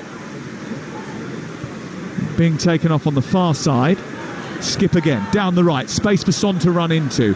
Lloyd Kelly comes out from centre-back to squeeze him towards the corner flag. Son on the attack infield to Kulusevski. Kulusevski travels into the box. On the edge of the area is Pedro Porro. Right-footed shot, blocked by Cook, picked up by Brooks, and then sent wide to Jayden Anthony over on the far side as Bournemouth look to get out. But Tottenham now are pressing forward and trying to disrupt Zabani as he looks to bring the ball out of defence, but he's travelled past 2 or 3 players before playing it into Jayden Anthony and kept possession well. Well, to be fair, from Spurs' perspective at the moment, I think all they've got to do is keep possession of the ball and don't even have to go forward in many ways. Because they lead by 2-0 with 6.5 minutes to go. But here's Kirkesh down the left. Can he get across him from the byline? No, but he can win a corner. And he slides in, plays it against Hotspur. Hotspur throws the ball away back towards the goalkeeper, and as a result there's a delay. Now that should be, if we're following the protocols, a yellow card, but obviously... Well, what he'll say is he thought the ball had gone out of place, so it was a goal kick, so he's rolling the ball back to his goalkeeper, so I think he's got... They've been told to leave the ball, just leave it. Let the ball boys deal with that. Well, that in itself will be time wasting, wouldn't it, if it was a goal kick? Here is the ball from the corner into the centre, punched away, comes back to Lewis Cook, who strikes it. And it bounces through the 18-yard box and narrowly wide. It was inaccurate from Lewis Cook. And it was another good opportunity for Bournemouth, who'll probably walk away from this scratching their heads, thinking, how have we not got on the score sheet? Well, their team have played well enough. It's just that they've been a little bit ineffective in and around the last third when they've created reasonable chances. Oh, Vicario under pressure here, playing around with it inside his 6-yard box. And Solanke nipping in. It was a heavy touch initially. Skip allowed the ball to run past his body, and in doing so opened up the pitch for Lo Celso, who's on halfway, running down the left corridor. He plays it wide onto Perisic, who's now in the wing position, getting it onto his right foot, produces a chip cross towards the edge of the 6-yard box, headed away by Zabani, and then it drops inside the central areas, and it's picked up by Hotspur, who runs forward, plays it out wide. There's a little flick from Cook in the back of Hotspur, didn't like that Hotspur. Kulusevski into Lo Celso, back to Kulusevski, but he's missed that, it's gone behind him. Pedro Porro now, and then on to Lo Celso, a little nudge to Son's shaping one up, and he's shaped it into the stand away to our right hand side, and may well have found the car park. It was not a great effort from Son. No, it wasn't. As I say, it come to him at the edge of the box, just opened his body up and just got so much on it. Well, they're going to commit men forward now because Philip Billing is coming off and Kiefer Moore is coming on for Bournemouth. They had a great chance off the bench against Liverpool but didn't keep it down. Scored twice against Spurs in last season's game in this fixture. But he hasn't scored for Bournemouth since coming back from the World Cup, which is a long time. He used to be a lifeguard. If he scores 2 goals and rescues a point, he'll be a lifesaver for Andoni Iraola. If it keeps raining like it is, we'll need a lifeguard here. You're right. Moore with a flick on towards Traore. Solanke trying to win it. Hotspur into the air. It's in the midpoint of the Tottenham half. Cook is going to get there first for Bournemouth. He turns the ball into the feet of Jayden Anthony. Anthony, who's wandering from that left side into a central area now. It's picked up by Aarons. Aarons in towards the near post, and Solanke gets a flick on the ball, but not enough on it to steer it goalwards, and it's wide of Vicario's net and out for a goal kick away to our left-hand side. Yeah, I've been slightly critical of Solanke not getting on the end of things in the box. On that occasion, he's done brilliantly to arc his neck and get first contact, but probably he'd have been better off leaving it and letting Moore get on the end of it, who's just behind him. It's 2-0 to Tottenham Hotspur, and it's collected by Ben Davis into Son, and it's back once again into the feet of Hotspur. We've got 2.5 minutes to play live on Talksport. Remember, Manchester United against Nottingham Forest is going to form the corner piece of our afternoon offering for you around the grounds with Adrian Durham. And tomorrow, the Sunday session from 1:30 will take you around the grounds as we bring you all the goals that they go in from the Sunday offerings from the Premier League, including that Newcastle-Liverpool game, which kicks off at 4:30. Kirkesh running centrally, tries to get beyond Kulusevski and Lo Celso. That's a free kick. And maybe it's an opportunity here for Bournemouth to cultivate something right at the end of the game, Stuart. Yep, they've taken it nice and quickly.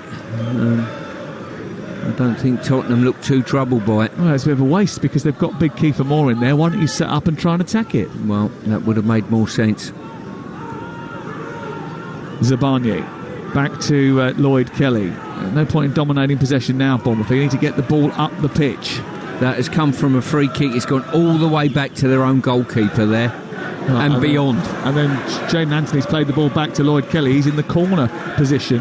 He's had to just hoof it upfield to get it away.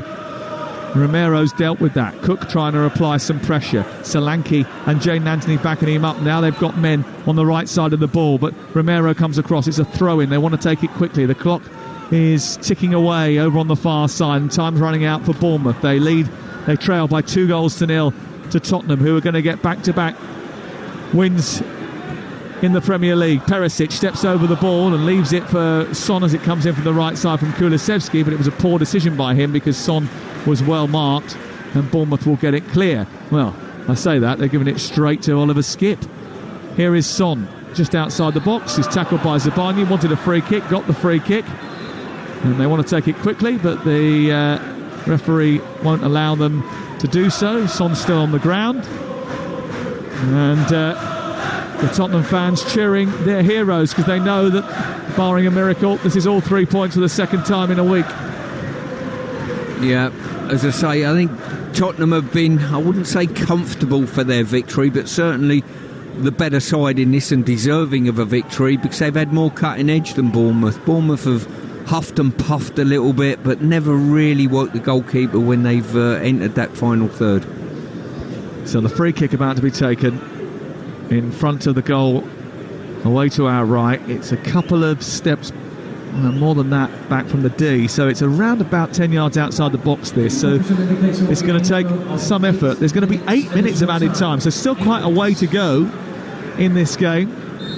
8 minutes of added time, and Pedro Porro is standing over it. He does have a wicked right foot, so he will strike right-footed towards the goal. It's blocked by the wall, comes back to him, he rifles it back from whence it came, and it goes out of play and away for a goal kick.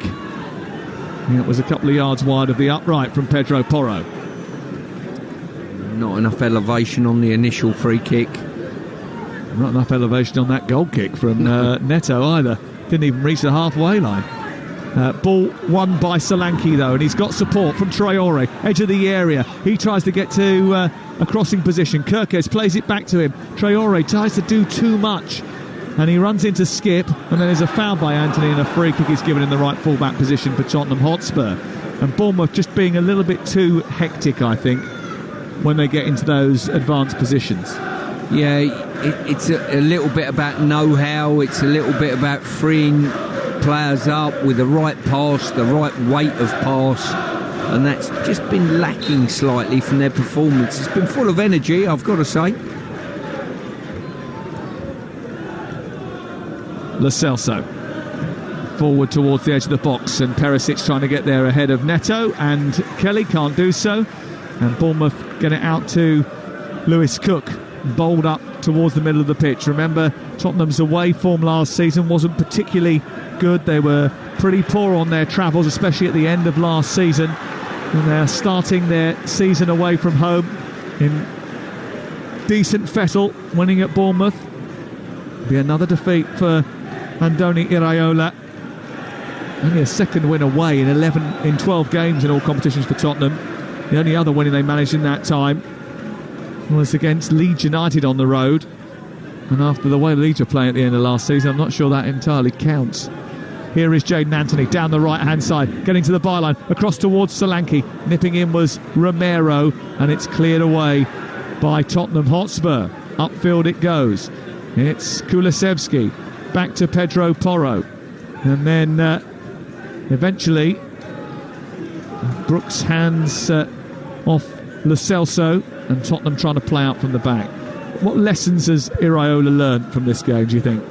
I think if you're going to go and press the big teams continually, they're going to pick you off eventually, and it will be hurtful. So I think maybe they might have to pick their games to go and press it very aggressively, and sometimes sit off and be more difficult to break down. And the other one is being more clinical, and that's easier said than done.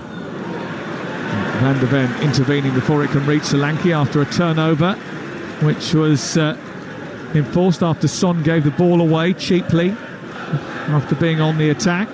Tottenham have the ball down in front of us once again, and we've played 93 and a bit minutes now, and Tottenham on the verge of another victory. And Ange Postecoglou admitted that he'd ruffled a few feathers. Dyer and Højbjerg have been regulars up until the start of this season, but haven't been included much during this campaign. But as he said yesterday, if you want to change, you have to change. You can't keep doing everything the same and expect a different outcome. It's pretty obvious. And he said that he'd been brought in to change things for Tottenham Hotspur. He's changed their fortunes away from home, that's for sure. Certainly looks like that early doors, although they haven't been perfect. Talksport live at the Vitality Stadium with Manchester United and Nottingham Forest to come. A foul by David Brooks gives a free kick to Tottenham just in front of the centre circle. Yeah, I think the pace of the game this day and age in football, the amount of fouls that litter the game are quite incredible, really. Iraola is just sitting down in front of his technical area, his lips being pressed by his fingers because he is a little bit disappointed, I think, with the outcome of this game as Pedro Porro breaks the lines, gets into the penalty area, hands it off to Perisic inside the boxes. Kulusevski on the right side trying to drive the ball through to Son. Son is surrounded. He comes back to Ben Davies, who fires it over the top of the crossbar. Well, I've got to be honest with you, they were all queuing up to have a shot and no one wanted to take it. I think they were being too kind to each other, if I'm being quite honest with you, and in the end they ended up passing, and probably the person who ended up with a shot had the worst position. I don't understand why Pedro Porro, running through the centre, didn't just take a whack at it. It was like watching Chilwell from last night when he was 8 yards from goal, one-on-one with a goalkeeper in the dead centre of the penalty area, and then tried to find Sterling. Here's Kiefer Moore into the penalty area at the other end. It's behind everyone in red and cleared away by Skip out towards this near side. Back it goes from Tottenham, who come up the field, and they've got lots of numbers forward now, and Bournemouth have committed too many up the other end, but surely Max Aarons is going to get there. No, Perisic has, into the area, left-footed drive through the box, and it tickles the outside of the post from Perisic from a tight angle, and it goes away for a goal kick. 95 minutes, still 3 minutes to play. Yep, there could be another goal in that time, and it looks more likely to be from Tottenham on a counter-attack, but to be honest with you, I don't think they'll be in any rush to get the ball up the pitch and just keep possession. Bournemouth are a little bit tired now, I think. They're lacking a little bit of energy as Son goes down the right-hand side and the Tottenham fans sing, "We've got our Tottenham back." Might be a bit premature, maybe. We'll see. We shall see. Well, the Tottenham fans over on the far side certainly feel that way. What does that actually mean, do you think? If you're asking me, I've got no idea. The old to dare is to do, the style of play, is that what we're thinking? I've got an Arsenal fan in my ear trolling Tottenham by talking about trophies, but I'm not going to repeat what he's saying.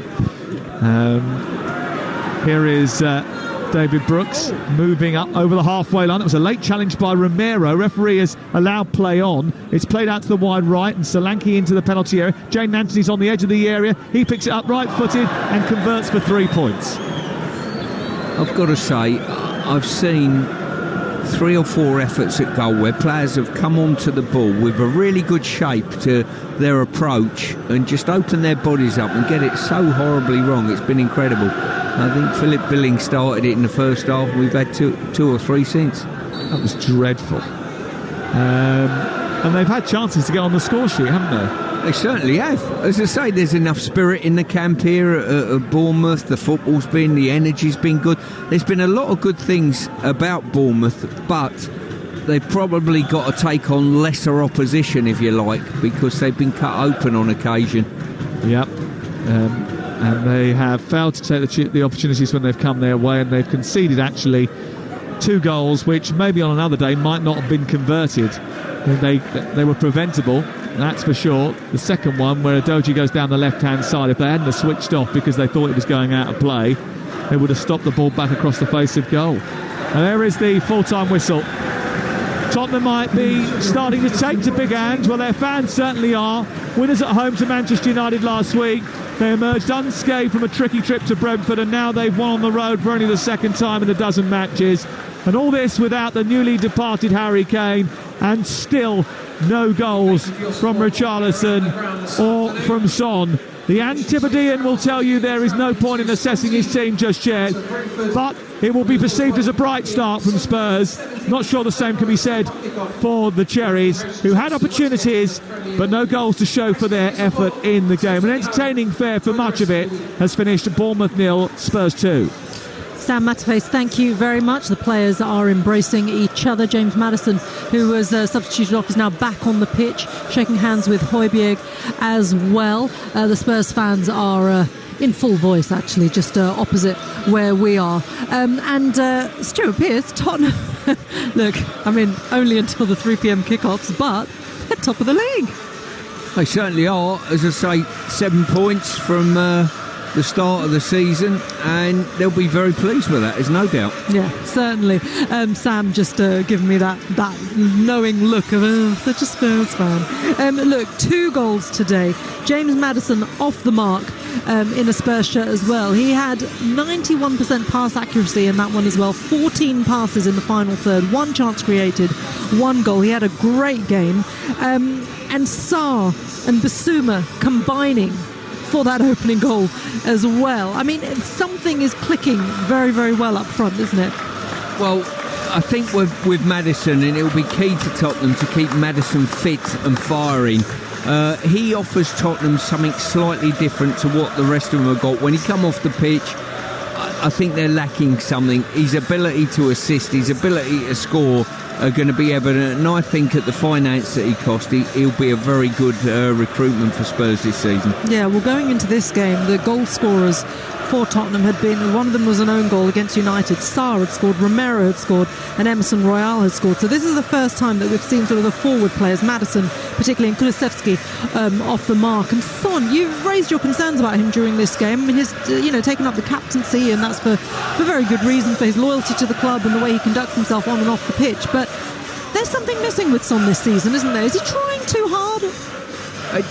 Sometimes, especially when you're very quick like he is, when he runs away from you, historically, you never catch him and he puts the ball in the net. I just feel as though he's lost a little bit of that zip, and defenders just managed to get back on a recovery run or match his run, and it's just diminished a little bit from the player that I saw probably 2 or 3 years ago. Okay, well, the Spurs players have gone over to thank the away support. Ange Postecoglou there as well, and one very happy little boy, because James Maddison passed on his shirt to one of the fans as well. I mean, he was all bright eyes and big grins as well, so a good day out for him as well on the south coast, because it's a long journey home back to North London, as myself and Izzy, our producer, and Sam as well is coming back to London with us. We'll be discovering very shortly. So that's Tottenham, and look, they are top of the table at the moment. But of course, as I say, look, it's just while before the 3 p.m. kickoffs. But a good showing for Tottenham today. What about Bournemouth then? Because they, certainly in the opening parts of the game, they were playing very much on the front foot. They were, that second half, actually, the goal that came from Kulusevski was almost against the run of play, wasn't it, really? They were the side who were the strongest early on in that second half. What positives do you think Iraola will take from this, given that they're still without a win 3 games in? Yeah, I think as Sam said earlier, a couple of players to come back which will supplement the first 11 or make them stronger. I think good spirit, good energy within the camp, decent pressing at times, even though they couldn't finish off that press collectively, and creating enough final third and penalty box entries to have certainly scored a goal today. So I'm looking at them and thinking, listen, you'll be somewhere in the bottom half of the league, I think, but I don't think you'll be in the bottom 3 come the end of the season. So for sure, I think there's some bright sparks as well for Bournemouth, and I wouldn't be downcast if I was a fan of theirs. Okay, although the weather was pretty downcast, wasn't it? That storm that brewed from nowhere with the thunder was well, it's not really a surprise. I guess we've seen every single weather this in the last sort of hour and a half, haven't we? It's been a phenomenon, isn't it? Hasn't it? Phenomenon. Listen, I just hope when I'm stood out in a field tonight that weather doesn't follow me up there. Yeah, me too. Yes, where are you going, Stuart? Reading Festival. We're going to pop up there, see the Killers, and see what fare they've got to offer. What a night! What have you got? You brought your raincoat? Oh, I've got a big Mackie type of Mackie thing. A big Mackie thing. Yeah, you'll certainly be needing that. We could have done with that here. Thankfully, we were under the covers here. Great to have your company here from myself, Stuart Pearce, and Sam Matterface. Spurs march on then again under Ange Postecoglou. They remain unbeaten under the Australian, and for just a little while at least, they have put themselves at the top of a very, very young Premier League table with 7 points from their first 3 games. Bournemouth, though, still without that win under Andoni Iraola, and they have a tricky set of fixtures coming up next month as well. Brentford away, Chelsea at home, and then Brighton away in their next 3. What does the future hold for them? Okay, coming up next here on Talksport, this is what the future holds for you. We've got exclusive commentary of Manchester United against Nottingham Forest while keeping you up to date with the other Premier League action, and in the EFL as well. It's Adrian Durham at the Emirates for Arsenal against Fulham. Thanks for listening. Adrian Durham is up next.